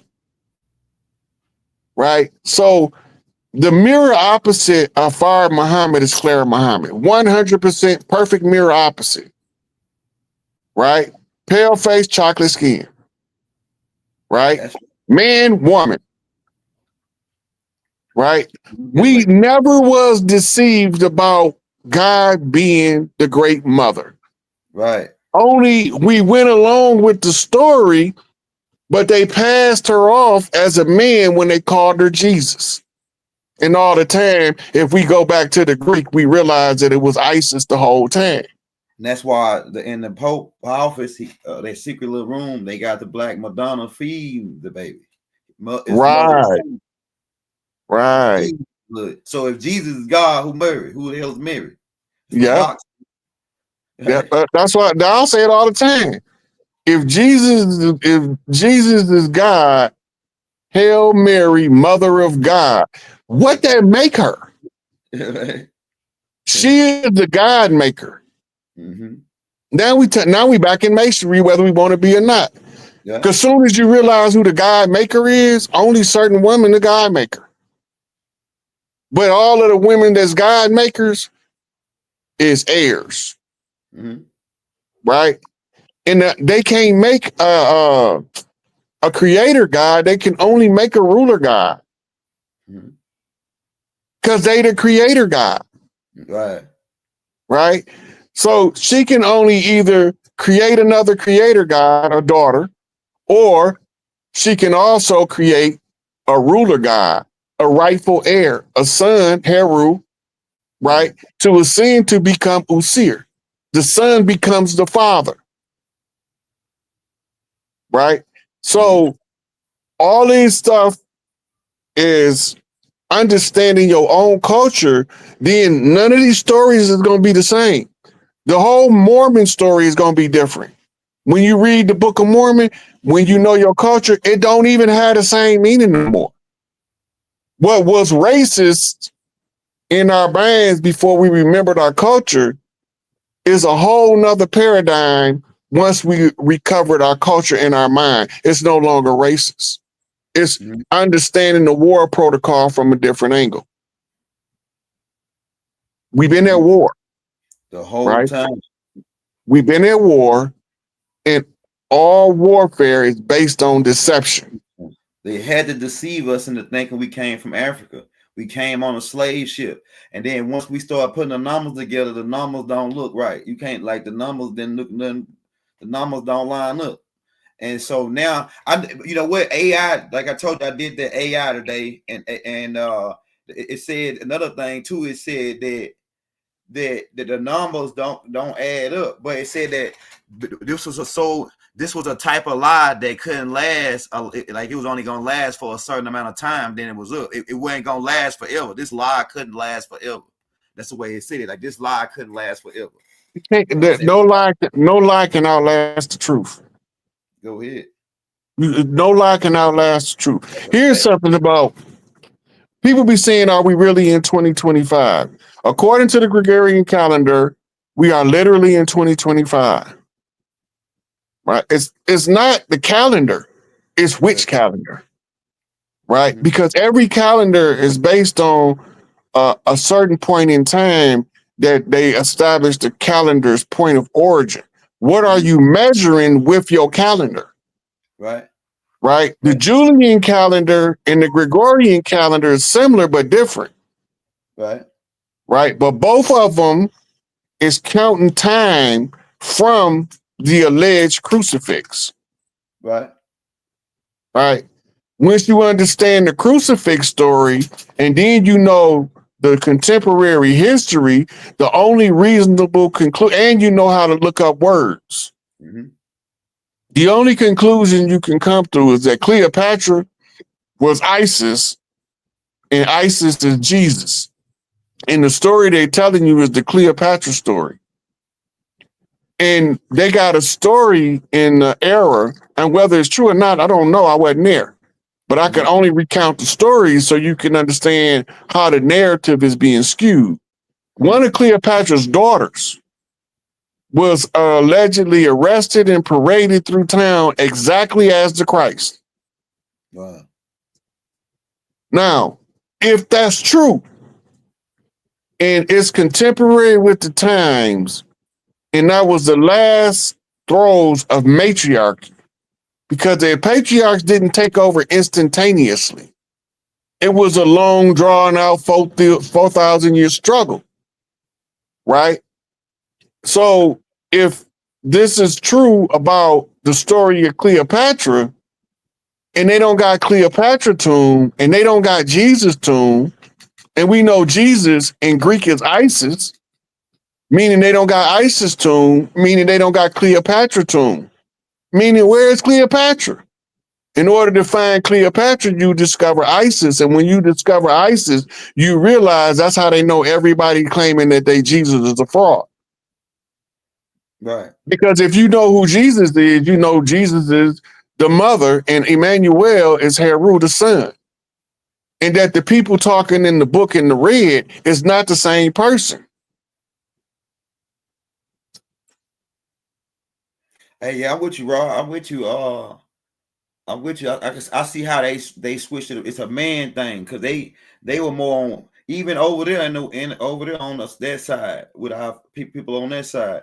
We was matriarch all over the land. It wasn't just over. It was our whole culture on the whole planet was matriarch since our nana since Anu passed it to our nana. It's been matriarch ever since. So if you go over to Africa. I mean, to Africa over there, where they say that because really, Alexander the Greek left from over here, but that's another story because they found his tomb over in Illinois. They found Alexander the Greek tombs in Illinois. They cut the Freemasons covering it up, right? But you got to remember you got to look up the meaning of the names because the meaning of the name Alexander is most likely a title. More than a single individual. It's like the title of Isis. You be listening to all these women who had these past life memories of being Isis in Egypt. They all might be telling the truth depending on the era. That's right. I can see that. Right? So they all had an opportunity to hold the great mother seat because they was a great mother at the time. Right. Now, the same with this title of Osiris. Osiris just means the exalted father, Usir, right?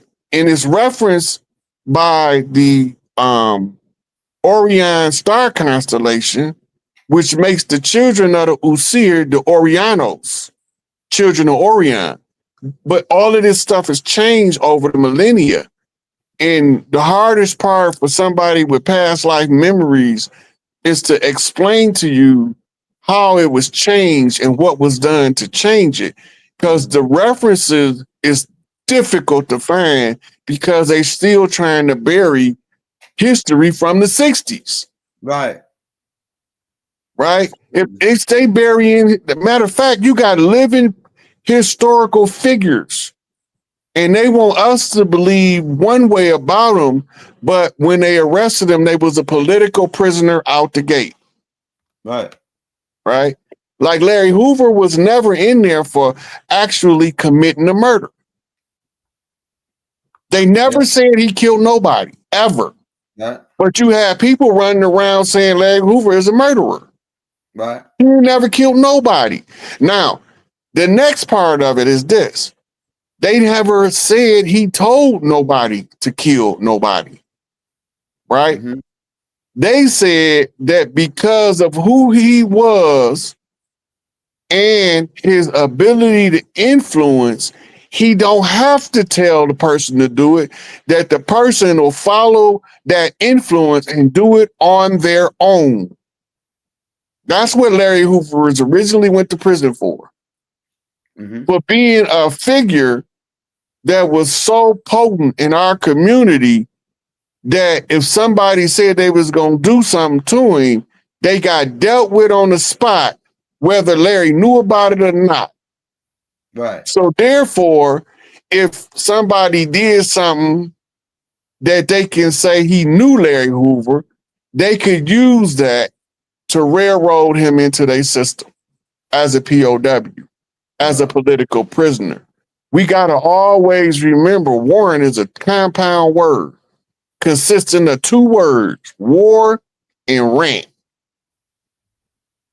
They never issue a warrant on a group. Right. There's always one name on the warrant. On your paperwork when you go to court, it's never John Smith versus you. Right. It always say the people of the state of or the people of the United States. It's never one. And that's a violation of the Constitution in of itself, because your accuser's name is supposed to be the one that's listed as the plaintiff. Right. If it's a murder case, the next of kin's name of the murdered person is supposed to be but they can't use massive resources of prosecution if they put the one person's name on the complainant's name on there. Right? There's no way you could be against everybody in your state. Right. And call that fair. Right. Right? Now, if you wanted to level the playing field in the court, ask for the same resources of prosecution for your defense. They're gonna shut you down. I want access to the forensic laboratory. I want access to a group of private investigators, since y'all can use detectives. I want y'all to spend whatever, dollar for dollar, whatever y'all spend on my prosecution, I want you to match that on my defense. Because remember, you're not supposed to be able to have to pay for a lawyer. They're supposed to be able to provide it for you. It's in your Miranda warning. What enemy is going to provide you with adequate relief from his oppression and tyranny? That's the most retarded thing you ever heard of. But the Constitution clearly say that you have a right that can't be abridged to confront your accuser.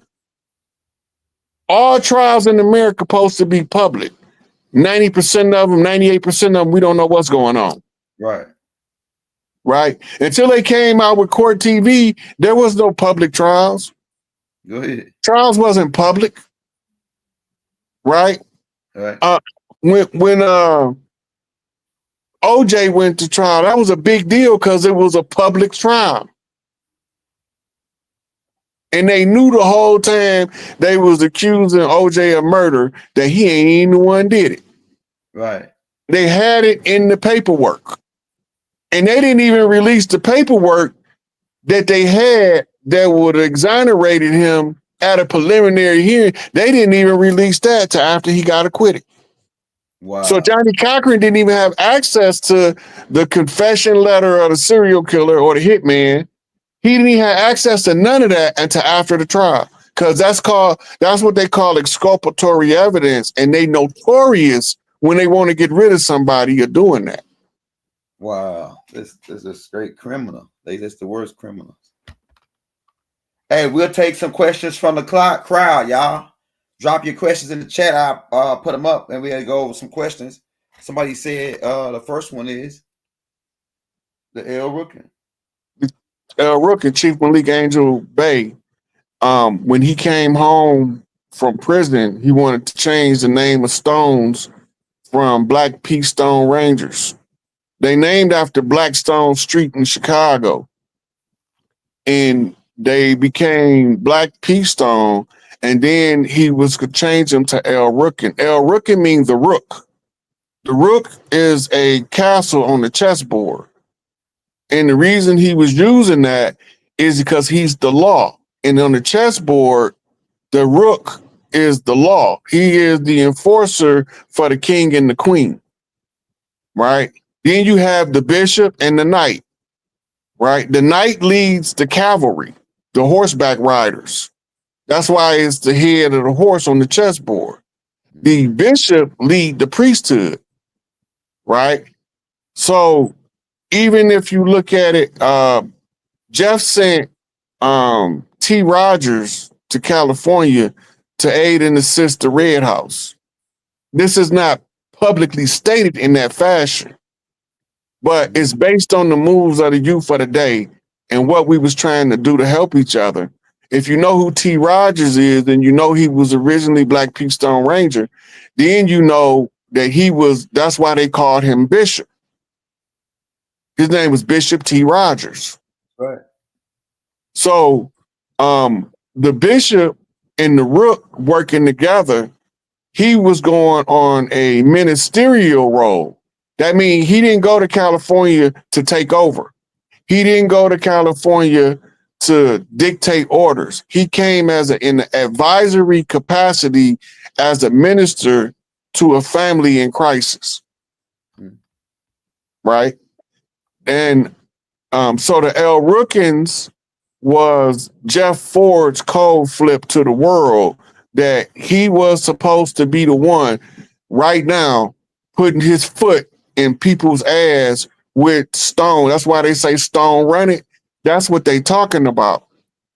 The stones is the law, whereas the folks, the Blue House, is the ambassadors and the politicians. We the ones supposed to be doing the social front work while Angel Bainham is securing all over the land.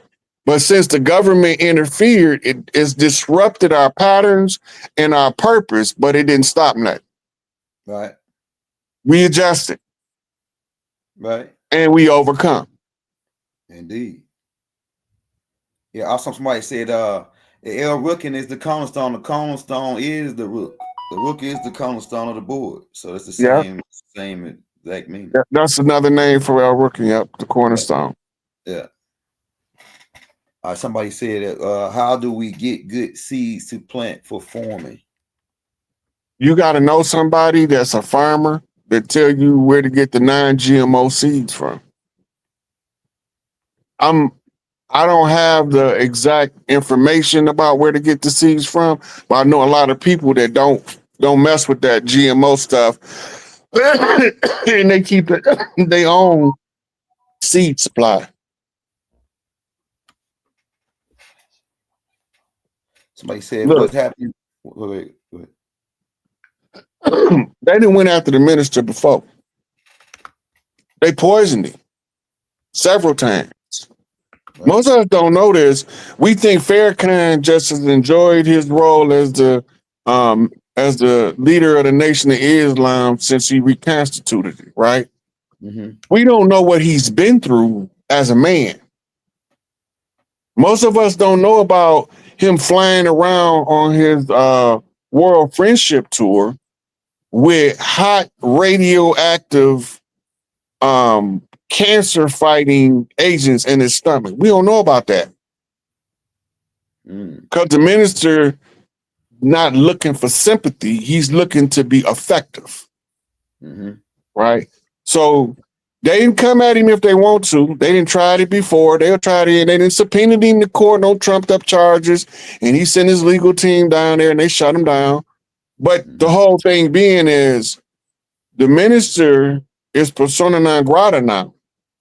If they do something to the minister, it can make the whole country go up because of what we have actually going on right now.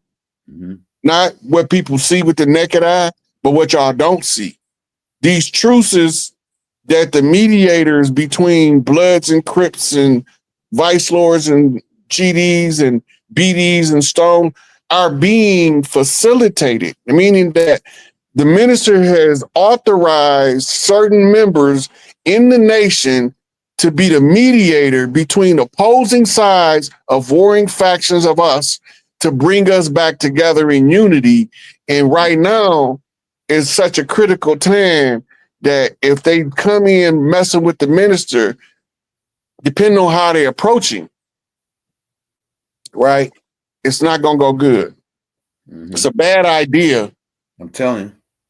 It's a bad idea, right? Because one, he's up in age. And even if we was not on his direct security team, when we have somebody who gets to become an elder up in age like that, with the amount of wisdom that he have, and that doesn't cry to his people, right, on a daily basis about the injustices being done to him personally, while he's fighting the injustices being done to all of us, mm-hmm. we naturally develop a defense mechanism to protect them. And it can make the whole shit go sideways. I'm telling you. It's not a good idea to shoot at him. It's not a good idea to arrest him. It's not a good idea to hit him with an egg. It's just not a good idea. Now, sometimes you got people in high places that deliberately do the worst idea possible. They deliberately do dumb stuff on purpose. But that would be one of the dumbest moves to make, especially when you have us waking up to the fabricated case against Malachi, the fabricated case against H. Rap Brown, the fabricated case against Assata Shakur, the fabricated case against all these political prisoners that we realizing was they lost their whole life in a struggle for our freedom, right? And they've been sitting in a cage because they scared they're going to tell us we was already here. Right. So they had to shut them up. So right now we at a point where enough is enough. You can go and tell the governor of New Jersey you need to pardon the Assata Shakur ASAP. Full pardon, no restrictions. Go ahead. Trump can't do it because it's not a Fed case, so he'd have been did it already. Right? Yeah. But it's a full pardon is what she needs. And then after the pardon, we need y'all to get out. We can have a Assata Shakur Black Girl Magic Parade all the way through the turnpike of New Jersey. Right. Right? We need this. It's gonna happen. Whether it happens sooner or whether it happened later, we not letting that sister leave this planet without being able to come home unmolested. It's not gonna happen. Right? And you're not gonna be able to keep holding political prisoners. Right? And we got alliances with people that the government created crimes and so told us they was the criminals like El Chapo. Right. I'm gonna come to that in 1 minute. So when we make intrusives in these prison cells, prison yards, we got oral, verbal agreements, right? Both Larry and Jeff got treaties and agreements with different biker sets. Right. Right. Then you have OGs like Matula Shakur broker treaties with the Weather Underground. A lot of y'all don't know who they are, but they pale faces that was fighting the government the same way we was. The Shakurs' biggest alliance is the Black Panther Zapatista alliance. Most of us don't know what the hell Ryan talking about right now, right? But when you look up the Zapatista, named after Emilio Zapata, and you look up the Panthers, you're going to find that they roles converge with a treaty. And Tupac was the prince of the Panthers. And the dude that they called the Mexican Machiavelli, I forgot his name, but he was the prince of the Zapatista. Right? They end up killing him. Right? He did his last concert. They wrote him a death note, sent him the death note, and he still did his concert. And I'd have been trying to figure out a way out. Me too. But we got so many tribal leadership that we don't even know about. Like most of us didn't know who Chief Warhorse was. I've been watching her for years because my mama told me I was looking for some lady named Warhorse. And then I'm going to know her because she'd tell you I'll whoop a man ass like I'll whoop a woman ass. And she got this is the part that let me know I was all the way on track with what my mama told me and how I interpret what she told me and look for it in the world outside. It's a lecture Chief Warhorse doing. And she in the gym. And she telling you how she got her name Warhorse, right? And who named her Chief Warhorse. And when she go into the story, she quoted my mama word for word, and they never met in this lifetime person to person. It's no way. Blew my mind. Right? Just what my mama told me came out that lady's mouth. That's how I know who I'm fighting with. You know. So So we got to be aware that even though it looked like we losing, we been won this shit. As It's over. Tupac would have said, "This is chess, not checkers." We would have been hollering checkmate 3 years ago if we wasn't trying to get the imposters out. Right. Which is what, 33 years ago now? 22. 96. Yeah, 26 years ago. So it'd be what 4, 6, 26, 20. Nah, 29. You know. 29, ain't it? Like Yeah. 29.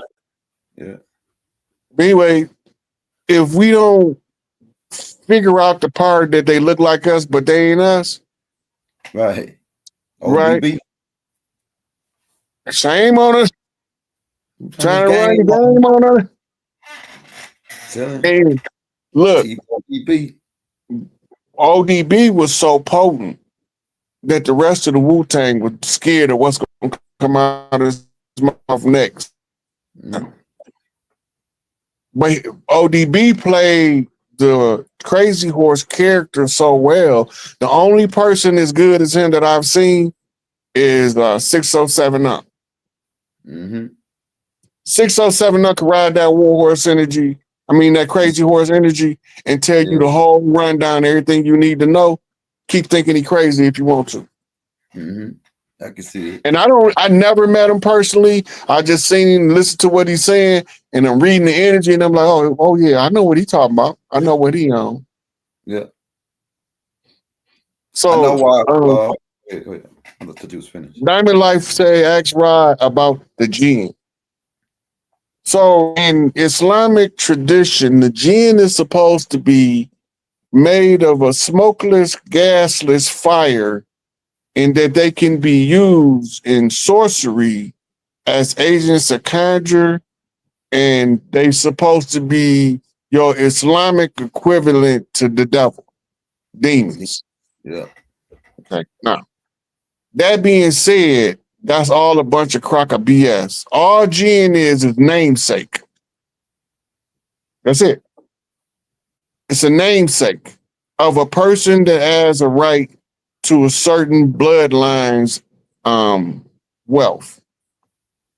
And this is why if you go and read all of the stories that they tell about them, the genie in the bottle and all that, they all come bringing wealth. They tell you that if something bad happened, blame it on the Jinn. Jinn just getting a dirty name for no reason. Leave Jinn out of it. Jinn is innocent. Jinn don't got nothing to do. Jinn is so busy taking care of wealth that Jinn don't got time to worry about your poverty. But if you make friends with Jinn, then your wealth gonna come sooner or later. This is all part of the Catholic Church's doing. Most of us believe that Islam is some organically derived, spontaneous prophecy given to Muhammad. But the whole Muhammad story is some made up bullshit. The only thing they got right is the bloodlines involved. The Abu Bakr bloodline, the Muhammad Ahmed Al-Amin bloodline, and the people around them. And the story played out over and over again throughout the years. Like, I asked you a question about that Jinn, the jinns. Mm-hmm. Now, I heard you just gave a description on what the Quran and what they say it's like a gas, right?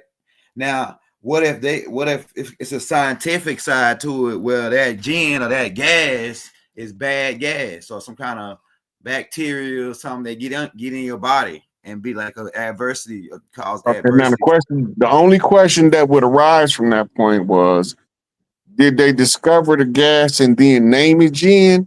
Right, yeah, something like that. Go ahead. You know what I'm saying? Because this is how they do us. Yeah. Kings being kings. Right?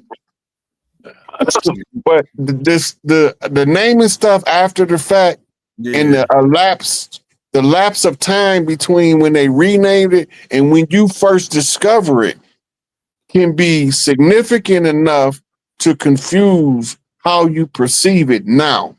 Yeah, that's right. I can see that. right? Like for instance, I had a book, dictionary of slang that was written in the 70s, right? It's out of print now, but it's packed down in some of my books if it ain't get destroyed with something that got water damage. But in this book, square pants was a slang term for homosexual. Mm-hmm. Nobody don't know that. So they don't know but SpongeBob gay. So when I've been telling them that SpongeBob is gay all the time, they looking at me like I'm crazy. Like, where you get that from? Yeah. His name's SquarePants. And then they laugh and be like, what that mean? They don't even know it mean gay. So they telling me, because I'm privy to this information and they not, that I don't know what I'm talking about. You see what I'm saying? Mm-hmm. So it's a whole lot of stuff that was in that book that the way we use it now is not how it was being used in prior to, even the word gang. The word gang mean tribe. Right. We didn't know it was a glorified term for a ragtag band of youth that reconstituted a tribe, right? Mm-hmm. When we was watching the Bowery Boys. The Little Rascals used to be called Our Gang. We forgot about that, right? They was making movies in the 50s glorifying gang culture. You got to remember, one of the biggest actors in 1950s gang style movies was a guy named Mickey Rooney. Mickey Rooney. Right? He played in the Bowery Boys. Right? So we don't, our historical understanding of some of the words they tell us in the rebranding of the word in order to demonize it, like the word conspiracy. Right. All conspiracy really mean is two or more people made an agreement to do something and one of them tried to get it done. That's all it means. It's 5 elements to conspiracy, but when you put it all into a sentence, that's what it means. Two people came together and made a plan and tried to one of them tried to follow through with the plan. Mm-hmm. Right? Now, a conspiracy theorist is, I don't know this to be true, but I believe those people are working together in a conspiracy, a plan to accomplish something nefarious in relation to us, and we ought to watch them. I become a conspiracy theorist for exposing the conspirators and their conspiracy.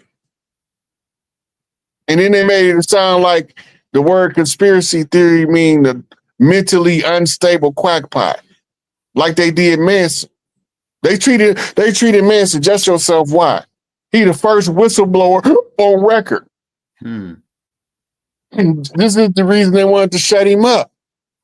He started telling about MK Ultra. You know, and then all of them other people, the government set them up.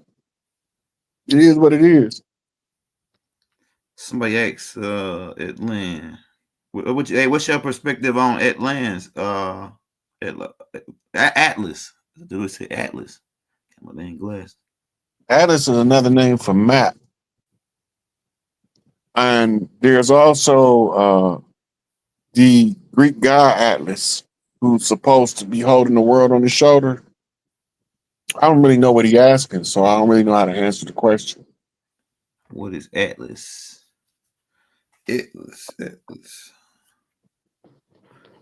Atlas Scruggs. I remember a book called Atlas Scruggs. Ayn Rand. Yeah. Yeah, that's the post-apocalyptic story. It's similar to the Hunger Games. Yeah. But it not quite as dramatic. Somebody says any connect. Damn, this damn thing moving. So damn fast, I can't even. What?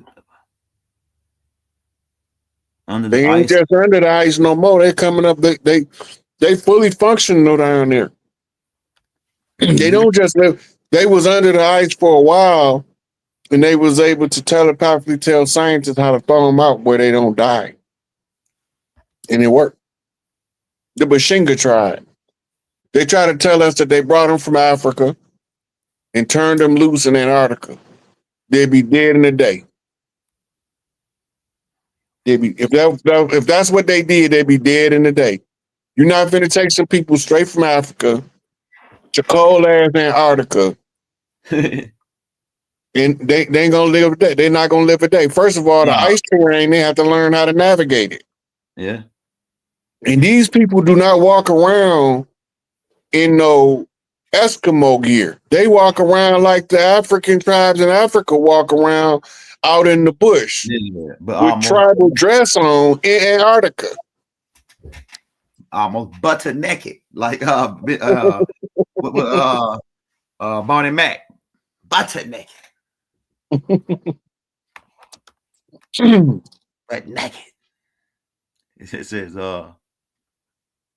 says, what are your thoughts on chemical boosters to counter the dirty electricity and a harmonics frequency of the cellular towers?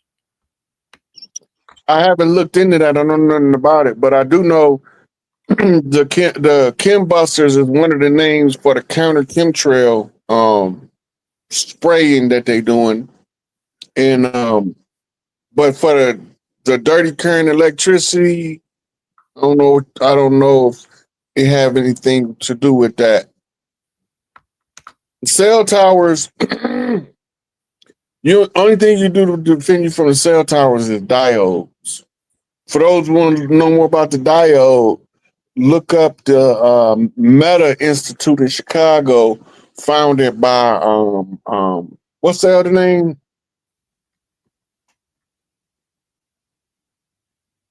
You remember Young Elder?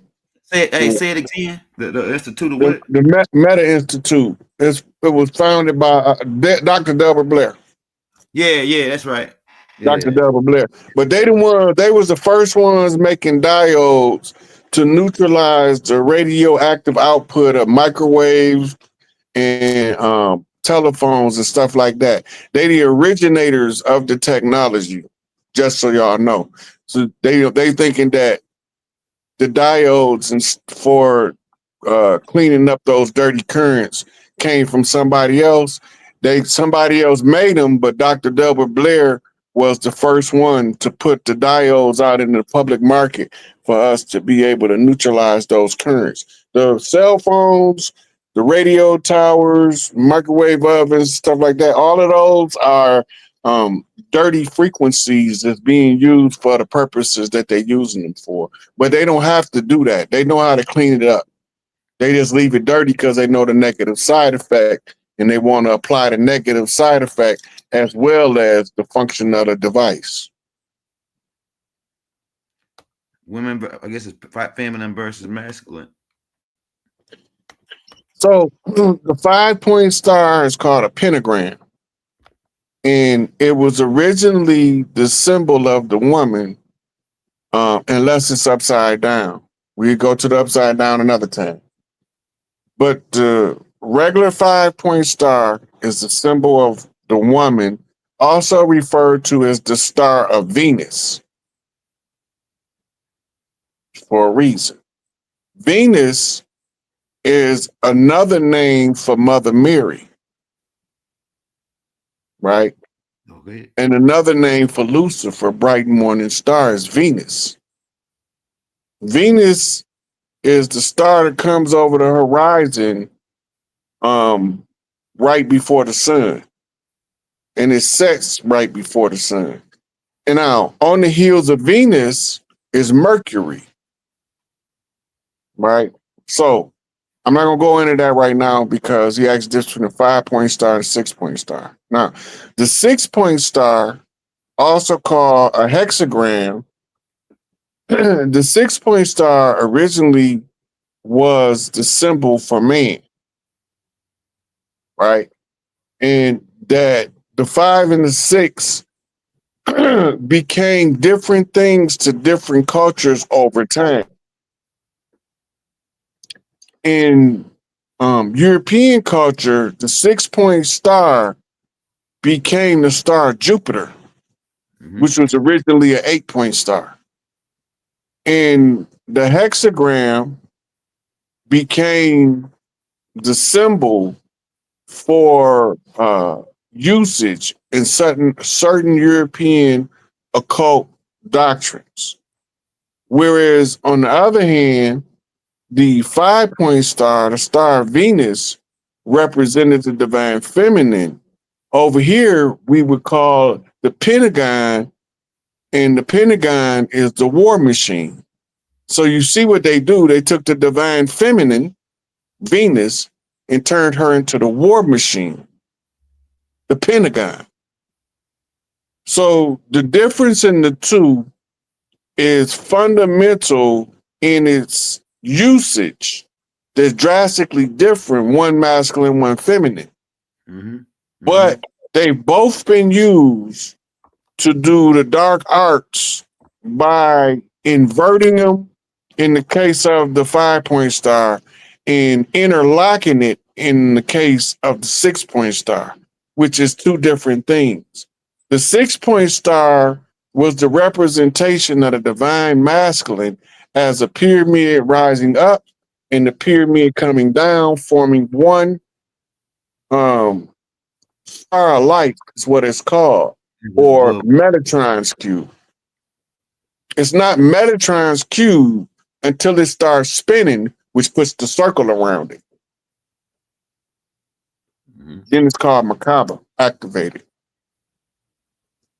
As it is above, so is it below. Your higher self, your lower self. As within, so without. You see it in the world, it's happening in you. What's the significance of the dates March 13 and 14, seeing activity in the sky for the first time? Different people awake at different times. That's the first time you became aware that you were seeing it, but it's not necessarily the first time you saw it. It's the first time you understood what you was looking at. I don't know enough details to tell you the significance of what you saw. But we would have to have a conversation, because then I would have to ask you some questions about it and get more description on it that you can't put it in. Without writing a paragraph, you wouldn't be able to put it in here for me to give you a clear understanding and the meaning. But the irony is March 13th is 313. 313 means straight. That's Detroit, Michigan. Okay.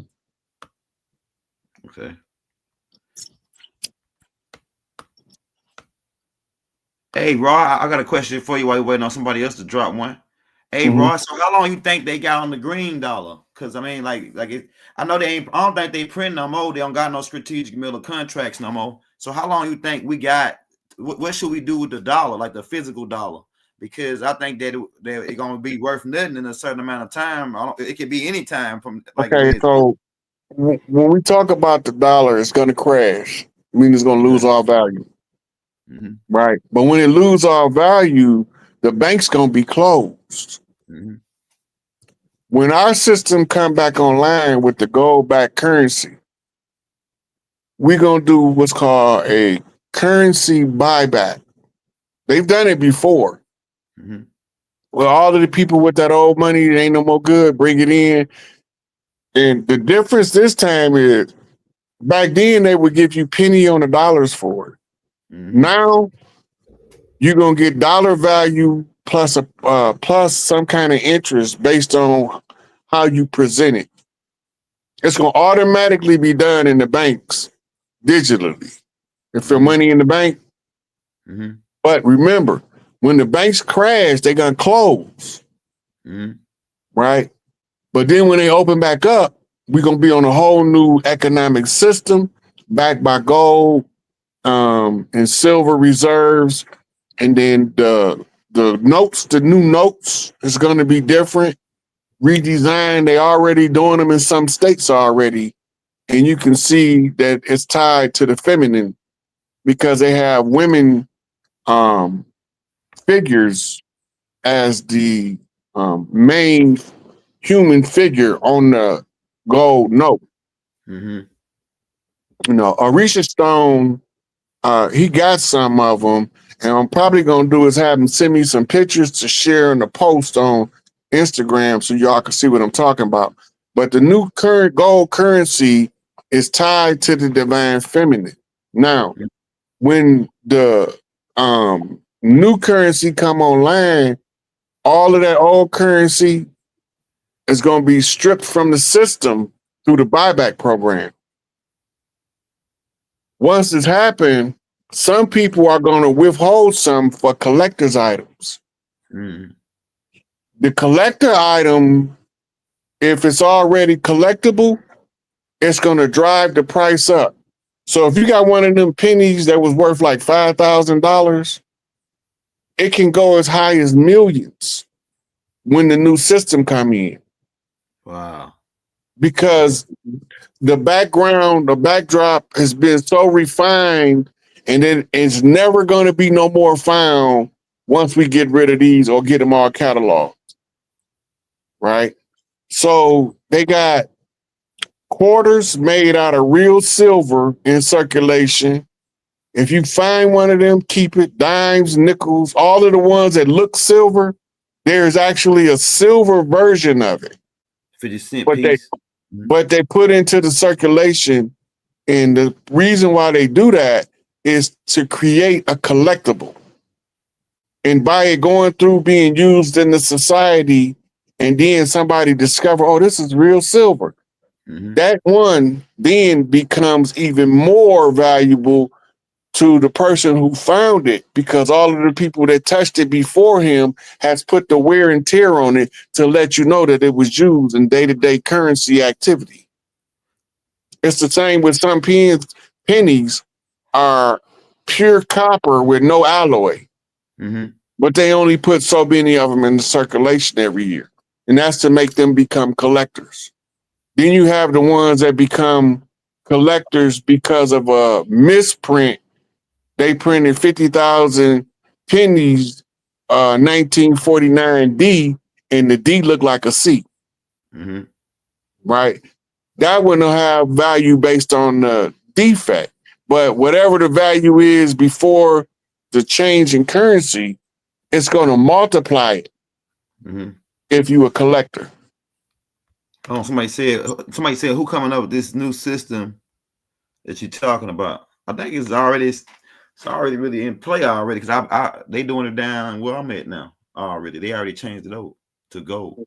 Yeah, well, I don't know what the name of the person who wrote it, but it's a system. So when it become implemented, it's going to be systemically implemented. But I don't know who the originator was. It's like Bitcoin, XRP, all those digital formats. All of those are just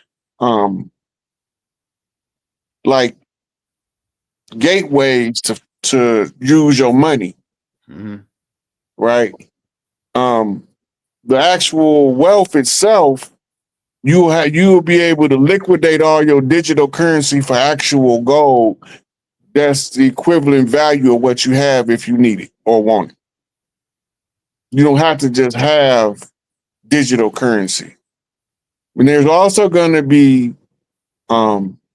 United States notes, which is going to be changed to some tribal note to replace the dollar, paper dollar, as a medium of exchange. We just can't walk around carrying 50 tons of gold in the car. Right. So, like, do you think if you got like a large amounts of cash, would it be a good idea to start buying gold or some other type of mineral that's more? If you can, you should turn much of your cash into gold as possible, because when a new system come on, gold's going to shoot sky high. Gold might go up to $100,000 an ounce. I'm telling you. And I think it's like 3,000 now. It might be $100. And silver is your smartest investment, because that's going to have the most room for growth within the new system, because it's so low right now.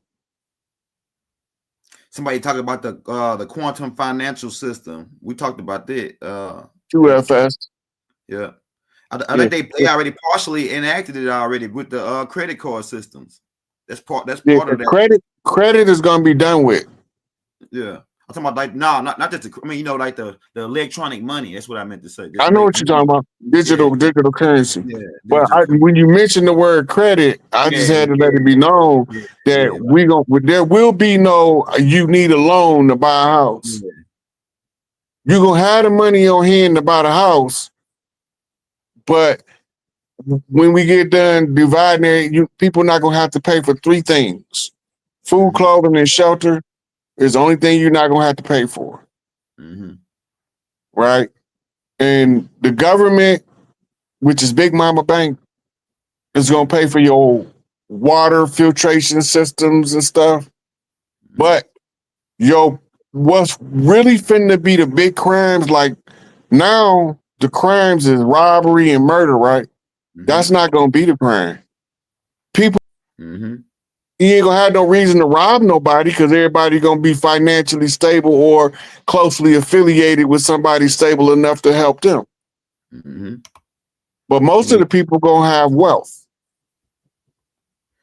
The Louisiana Purchase, who had it before Spain, and how did they acquire all that land? The Louisiana Purchase was originally only the Portanola, right? The Portanola was a Mississippian military installation or base, right? And they was overrun by French Huguenots. And when the French Huguenots overran it, they signed a treaty, right? And the treaty was the French can't invade into the land, but they can serve as the protectorate if they want us to dismantle our Navy, the Mississippi Navy. It used to be out of the Port of New Orleans, or the Port Nola is what they call it today. But that port was like a city. It was originally it was a walled city. It was made brick wall, everything.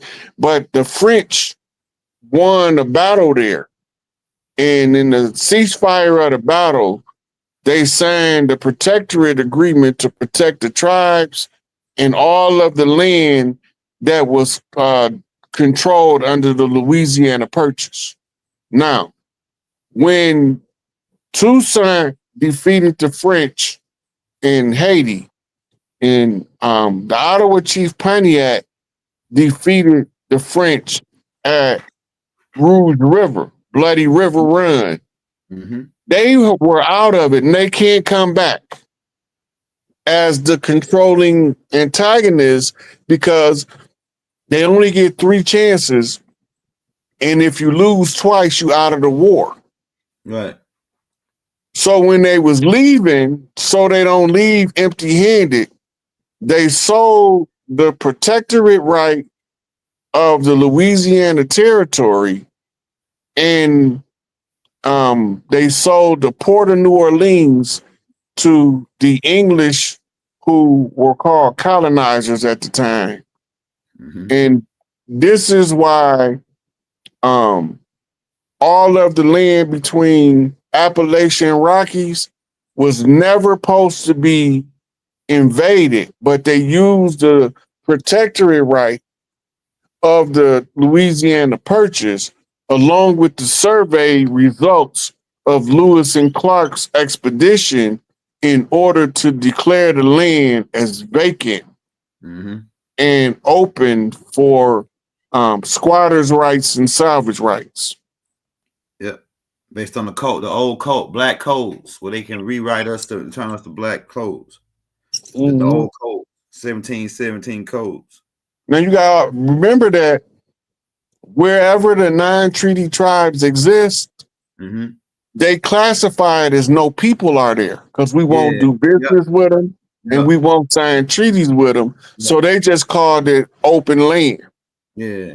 Ain't nobody. It wasn't open land. Like we wouldn't even. Yeah. So we know about the great northern migration of the Industrial Revolution. We just didn't know that all of the people was returning home because they called a ceasefire to the war. Right. Right. But if you look at the migration of the tribes, you will see that before we start migrating back to the north and to the west, we was all migrating south from the northern hemisphere. We was going from south to east because we was going to fight the Gullah Wars. That's right. If you look at South America's migration at the same time, they was all funneling through Mexico, coming in from south to north, but then they was going back east to fight the Gullah Wars. Yep. Yep. If you look at the migration of the Jamaicans, not the colonizers, the Jamaicans, after they Haiti got their liberation, they fought with Haiti. You can look at the migration. Haiti sent fighters everywhere they had trade with. They sent them to Jamaica. They sent them to South America. They sent them to the Mexico area, but the most of them was sent to Florida, and the priests was sent to New Orleans to aid in the Contra side of the war. Don't ever believe that it wasn't no voodoo on both sides of this war going on the whole time. I really on it.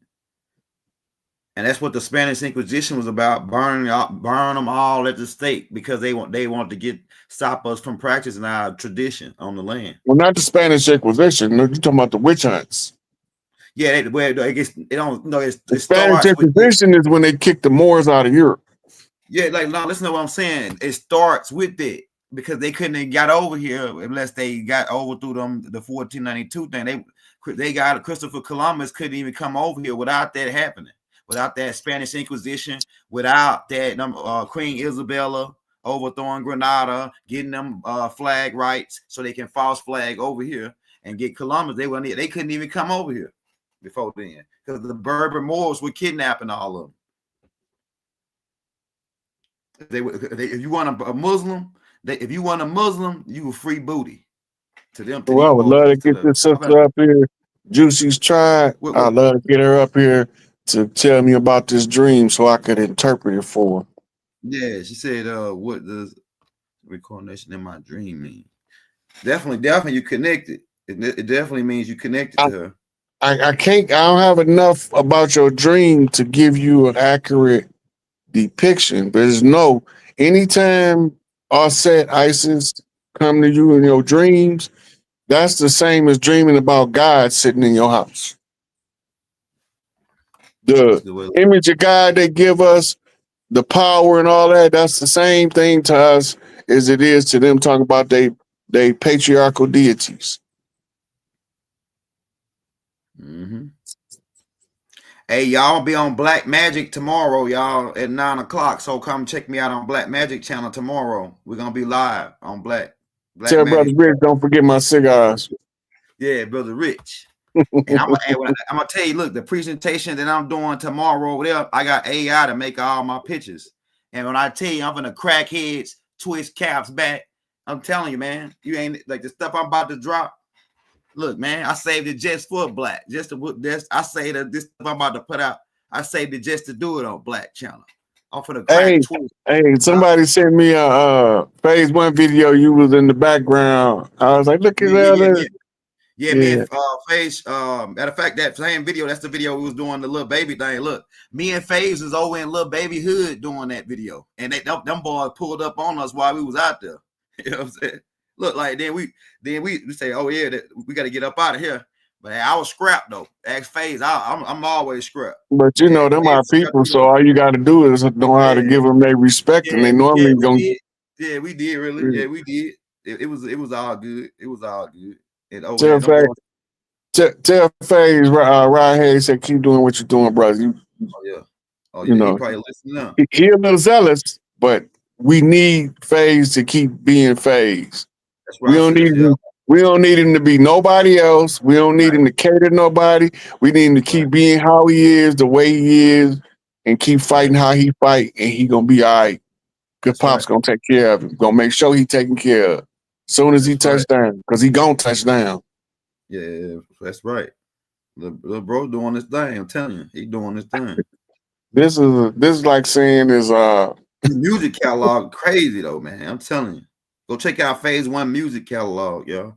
He got Yeah, like, they man, got, he got some fire stuff. I been listening to a lot of stuff. He got some fire stuff. But you know, me and FaZe, it is what it is. Yeah, Phase I on. Phase on. you know. Everybody ain't on. We ain't on no. I don't think everybody on a page now where it's so much truth coming out. It's so much, like we finding out so much stuff. Like so, I have a feeling, Rod, like starting at the end of this month, if a whole bunch of artifacts that start just popping up, stuff just start popping up. They already been coming out with them. Mm-hmm. They already been coming out with them. All this stuff, it's just a matter of, as long as other people knew, it was cool. But when we find out, that's when it's a problem. It's a problem because we don't have to fight nobody physically to assert our birthright in our jurisdiction. We just got to get enough of us with the birthright and the jurisdictional supremacy to agree with us what we doing.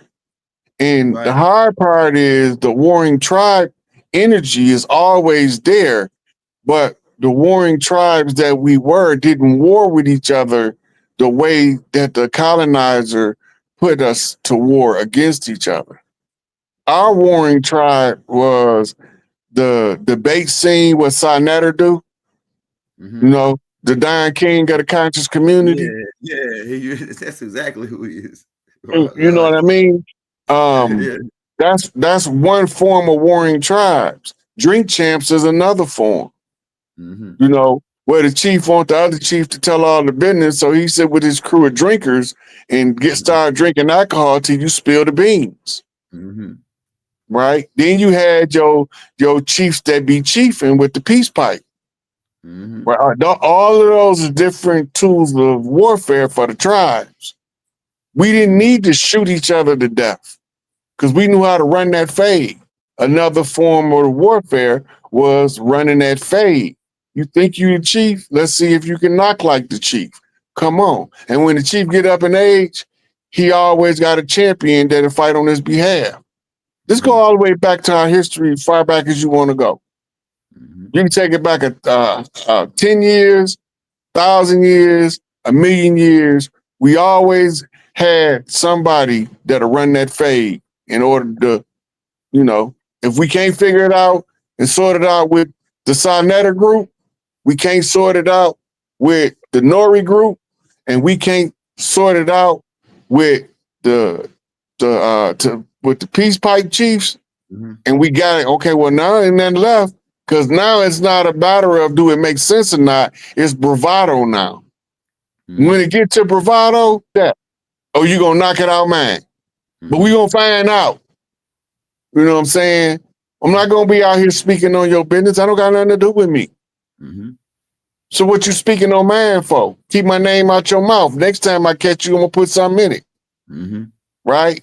And then what that lead to? Man, we finna find out if you cut like you think you cut.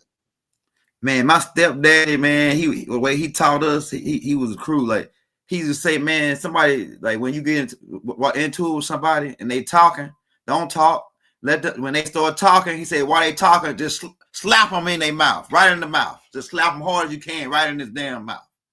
You know what I'm saying? Take off on him in his mouth, right there. Well, that's when you already determined. See, I'm not an arguer. Yeah.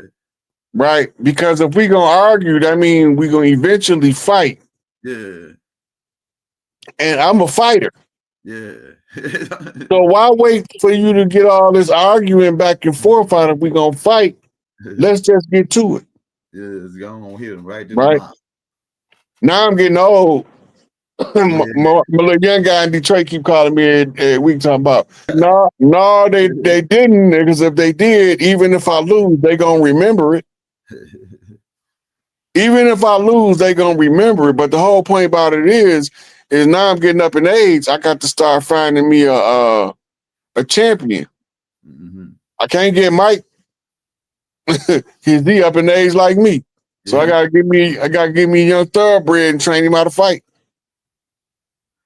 Most of these dudes talk that talk, but they can't walk that walk.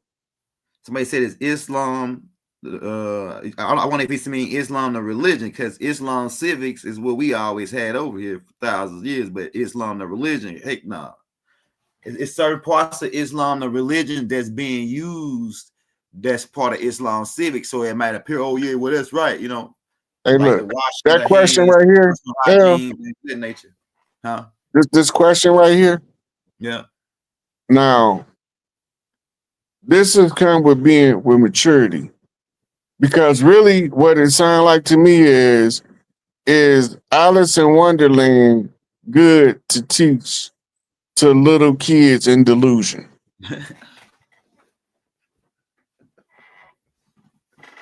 Bro, go. But you don't take a give no gut. I had to literally look at it a couple times and say, how do I relate to the person that's asking me this question? Because if I was to just tell you how it sounded to me, we know Alice in Wonderland made up, just like the Quran. Mm-hmm. Right? And we know Black people is a legal fiction. Mm-hmm. That's right. Right? That's right. So I'm going to teach a legal fiction about a falsehood to some people. Mm-hmm. Mm-hmm. Look, I'm going to tell you this. Every religion can be used beneficially or destructively. They just systems. Right. Your banking system can be used beneficially or destructive. Right. When you understand who you are and your people, you can adjust to use it beneficially or destructively, depending on what you're trying to accomplish. The Arab culture passed off as Islam is irrational when you live in New York. A Jollibee and sandals in the New York winter, and you walking around like that with no overcoat, because they don't wear overcoats in the Middle East. So you just got an extra thick Jollibee and some sandals on, walking through Harlem right after a blizzard. That don't make sense. Right? But if you understand that you want to be within the confines of a dress code, you got to dress according to the area you in. Right? So you look at the 5%ers. You're going to go get you some buckskin boots. Right? You're going to get you some pantaloons, some long pants, tuck them into the boots, get you a Jollibee and a lambskin coat, and you still going to be within the confines of Islam according to the culture that's on this land. Mm-hmm. Right? Now, the moral code that comes with Islam is just to train you or teach you how to live life, whether it's Islam, Christianity, Judaism, Buddhism, Taoism, Jainism, it doesn't matter. They're all systems. Right. What the purpose of any system of learning is to give you a guideline to try to give you some kind of instruction on how to live life, because you're not born with no manual. Right. The problem came in when people think that they can control from beyond the grave the future by manipulating the systems. Mm-hmm. And that make them feel like they got some sort of power. Mm-hmm. And don't get it twisted. The Honorable Elijah Muhammad wasn't teaching what they talking about. He was teaching Islam civics. That's why the nation got businesses. They do for self is Islam civics. Do something for yourself. That's Islam civics, not no religion. It's also African root science. Yeah, right. It's ties to the science of the black dot. That's why it's the science of non-ether. Right. So you see, all of the ones who was following that, the ancient civics protocol became a successful group. The Noble Drew Ali used it. Mm-hmm. Garvey used it. Dubois used it. Elijah used it. Clarence used it. Yahweh Ben Yahweh used it. Ben Ami used it. All of the ones, Dr. Malachi. Now, Dr. Malachi is the most underrated. I can't say he underrated. I really can't say. I Hold just on. Well, first you gotta know what underrated means. okay. Go ahead. That means he don't get the credit he deserves. Okay, go ahead. That's I can Okay. see. So Yeah. I'm talking about out of the minds that put businesses together, right? He is the most underrated of all the leaders in the last 150 years. I'm telling you. Because Malachi had Nubian communities all over the world. The world. But before that, he had Ansar communities all over the world. Now, the building block, the template, was workable everywhere he took it. Right? The template didn't fail anywhere he's established a community. It wasn't the establishing of the communities that was the problem. It was the infiltrator of the haters that was the problem. Right. Right? Now, the new Nation of Islam under leadership of the Most Honorable Minister Louis Farrakhan is the most refined version of the civics process. Because now, when Wallace decentralized the nation, when Farrakhan rebuilt it, he put fail safes in along the structure. So if you do anything that an infiltrator would do, you would expose yourself by trying to conceal yourself. Right. Right? His military prowess, Farrakhan is going to go down in history as the most underrated military mind of our people. He the most underrated. I can see that. Now, because the blueprint that he using is Elijah's blueprint, right? You won't see his gene. You got to remember this. This is going to be important in the future, more so than right now. Right. Years ago, after Martin got killed, Farrakhan did a public speech. And he said, no longer will we tolerate you killing our leaders.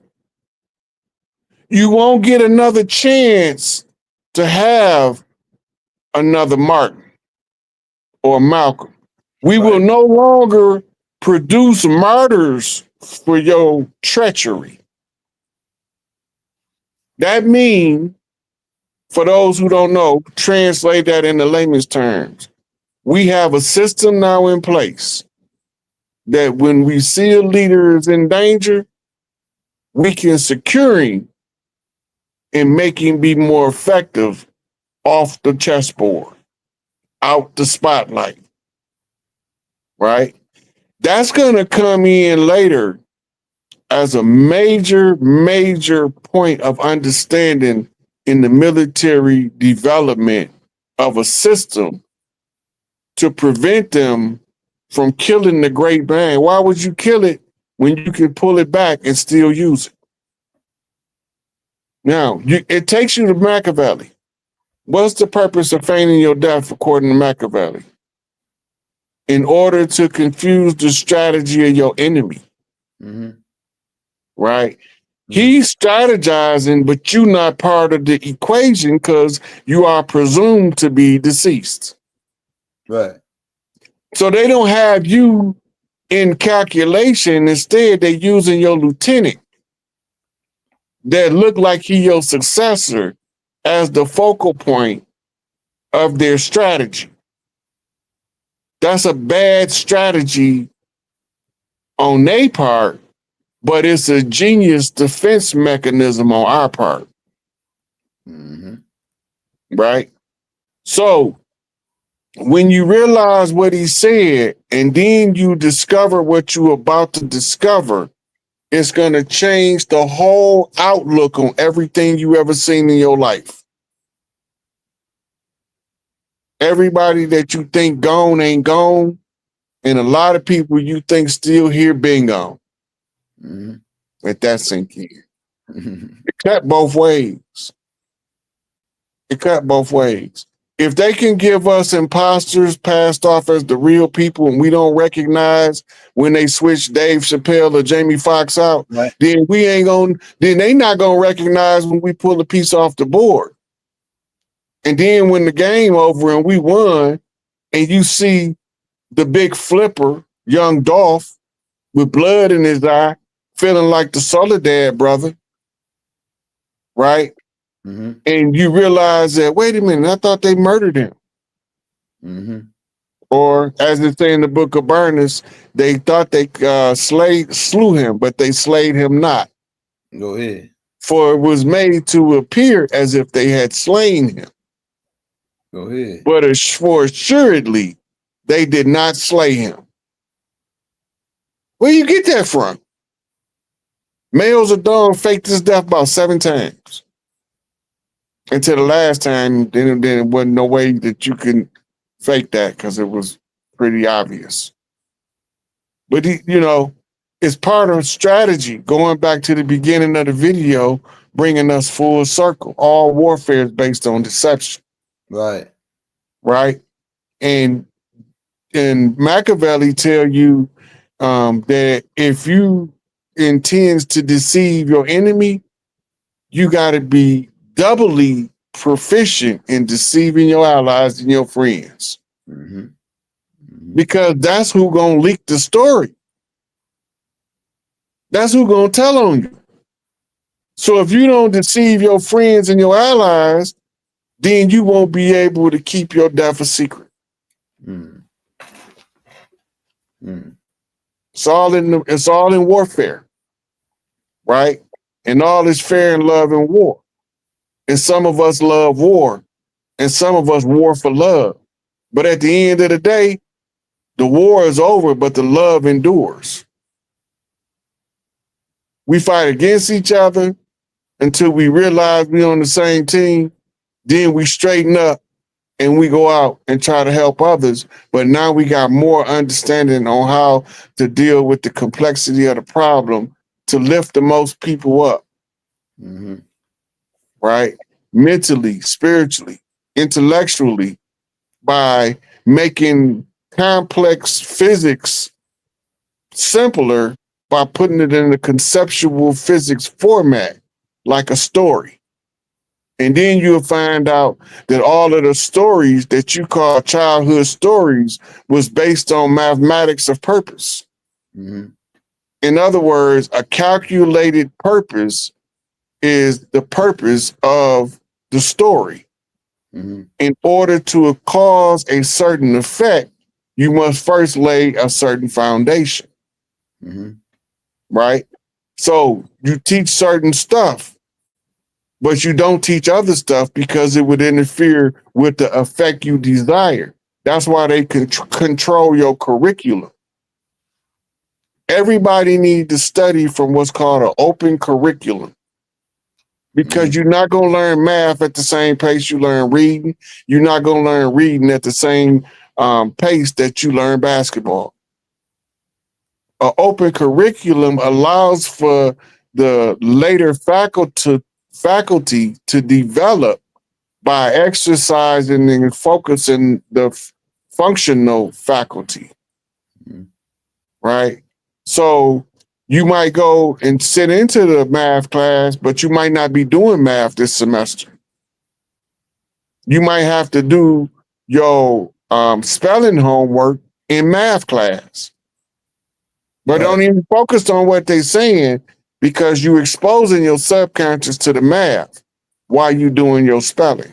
Open curriculum. Using one subject to influence and make the opportunity available to learn another. We got so much work to do, and a lot of these lazy people get on here and they realize they us, because some of them in my family too, but they think that we just kick all of the settlers out and it's just us. The problem with that is if it's just us, when we are rich, who going to work? Right. They had already said it. You heard them say it all the time. Man, if I hit the lotto tomorrow for $3 million, I ain't never coming back to this job. Not that you need a job, but if we not doing nothing and we all sitting around on a stack of money, who gonna run the grocery store? We ain't gonna have grocery stores. You're gonna have to go back to the family farm for that. But who gonna have the shoe store? Right? Anybody gonna want to work there because we already rich. Right. Look, I think it's Kuwait where a McDonald's job starts you off at $100,000 a year. That's crazy. Working as a customer service or as a cashier at McDonald's, where you ring people food up and you give them their meal and they pay you and you put the money in the register, right? $100,000 a year. They barely make minimum wage over here. Mm-hmm. Only reason they make minimum wage is because they got to give it to them. Yeah. Labor laws. Right. Now, when so many people got money where don't nobody need a job, who going to work? Right. And then how we going to service each other with everybody rich? We're going to be stuck in place because everybody ran out of gas because don't nobody work at the refinery no more because everybody used to work there rich now. Right? So we got to be cognizant of the fact that when the switch happened, we ain't throwing the baby out with the bathwater. The bathwater is all of the negative beliefs and the substantial baby we need, the human product. Yeah. We need all hands on deck to build a better future. And we need to make it where people have stuff they do for a hobby that we used to pay people to do. Like somebody might have a family tradition where you can't access your family wealth until you work 10 years in the factory like grandpa did. That's how you unlock your family wealth. So your career is 10 years long, right? But when your son turns 16, guess what? Hey, son, I'm a little past my time. I want to pass this on to you. For you can get unlock your money, you got to learn how to live with the wealth generated from this job. Right. Right. And some people, we gonna go back to bakeries. Right? Because ain't nobody gonna need no job at Hostess Twinkies no more. But a bakery as a family profession, it's a hobby. Right? You're not doing it because people paying you. You're doing it because this is what you love to do anyway. And now you got a medium of exchange because the farmer that love the farm can now bring the baker farm goods in exchange for some bread. And bread like stuff, which goes biscuits, donuts, all that stuff. Right. Right. Now, it's like space age ancient stuff. Like the future is space age, but it's upgrading the archaic things we used to do. Instead of doing stuff for money, you're going to do the stuff you love, and somebody going to want what you do. Right. You got some people that is OCD. If they don't clean for 8 hours a day, they can't go to sleep at night. Yeah. But they can't keep cleaning the same house because the mother already cleaned this retardedly clean. So now they got to say, well, what do I do with this energy? Right. Right? You go help that lady over there with them 6 kids because she can't keep it clean by herself for 4 hours out the day. And then you can go help that old senior citizen over there because they too old to do it for the other 4 hours a day. Right. Now your day covered. Now you're doing it for a hobby, right? You're not doing it for money. Right. Our minds are so locked between earnings and slavery is what it is. Pretty much. The only difference between an employee and a slave is the amount of wages. Yeah. This is the principle by which the minimum wage is developed. Everybody that make minimum wage and up is above slavery, not poverty. You got to remember that. The minimum wage is to keep you above slavery wage, not to keep you above poverty. Because to keep you above poverty, it wouldn't start you off at minimum wage. Your minimum wage to start off like $35 an hour. Yeah. It's to keep you above slavery. Because according to corpus juris secundum, that you can tell the difference in a slave and a worker by the salary they make. Yeah. Slaves make zero, close to zero. Yeah. Minimum wage is the inflation attached to what a slave wage is in order to keep the people at the bottom from living on a slave wage. Mm-hmm. They haven't gave a prisoner a raise in years. They still working for $1 and something an hour in some prisons. Yeah. Right? And the prices of the store goods in the prison is still going up. Yeah. We ain't paying that no attention though. Yeah. Yeah. So we don't look at how they treat the people that they hold in captivity. If you hold somebody in captivity, you're supposed to be able to give them the best you can afford to take care of them while they in your custody. Right. You get locked up in the county jail and they give you the old wood bologna sandwiches. Come on, man. I ain't even convicted of a crime yet, and you feed me like this? Yeah, like a pig. Not even like a pig. Pigs eat better. Yeah, they feed. But see, that be that tough on crime they run, but it's all done to scam money out of the people, right? If it costs them $5 a plate to feed an inmate, and they can do it for a nickel now. Yeah. The public has no idea they still got that other $4.95, and they got to do something with it. It ain't going into the food, but they got the money for it, right? So where did the money go? They split it up. They split the money up. They go on trips with it. They sponsor what they call conventions. Is the big thing, because now you can send so many people to a convention on the dime that you making from your prisoners. You send them to the convention, all it is a group vacation that all their homeboys can go to. But we looking at it like they being tough on crime. No, they ain't. The worse you treat somebody, the worse they act. History show it, psychology show it, psychiatry show it, geography show it. The worse you treat somebody, the worse they behave. The better you treat somebody, the more dignified you treat them, the more dignity they carry themselves with. And with that, Ellis, back to you now. Hey, man. We finna get ready to get off, man. We've been already over. We did 2:45. Well, it says this right here. We take this last question because she did the chat, and then this will be the last question right here, man. We get up out of here.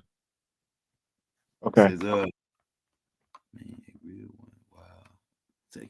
what does it mean when you see a genie? I mean, a real one while totally awake. You know, the genies are fairies, right? This is the name genie goes back to the one that they call the Jinn. Yeah. The first Jinn was a female. And there is a lot of male and females. And when you see them, you got to have a certain spiritual sight to recognize them. And if you have the spiritual sight to recognize one when you see them, then you can access that energy. And some stuff I'm just was told I can't say on the public platform because it'll put them in harm's way. But you can communicate with them And the more knowledge you get from them, the better you'll be for it. Just remember, if you run into one and you recognize they're a genie, just have a conversation with them if they available. And they always give you 3 wishes. 3 wishes. Yeah, the 3 wishes, the 3 knock code is not actually 3 wishes. It's 3 knocks to activate the genie. But they say the 3 wishes, that's in order to confuse the profane from how to properly use the energy of the genie. Okay, yeah, we might come back and do one just on the genie. It sounds like a good topic to talk about the how the genie move, how they work. Sounds like a deep topic. All of those spiritual entities, genies, fairies, water sprites, fire sprites, those are magical entities that's part of this system. But because nobody's taking on a mythical form, right? They look like regular humans, but some of us can see they mythic form through the human veil. If that makes sense, right? So I know some fairies, they just look like little ladies. Yeah. Right. Yeah. And then they have the exact opposite. They not called fairies. I don't know what they call. They look like a fairy, but they big as hell.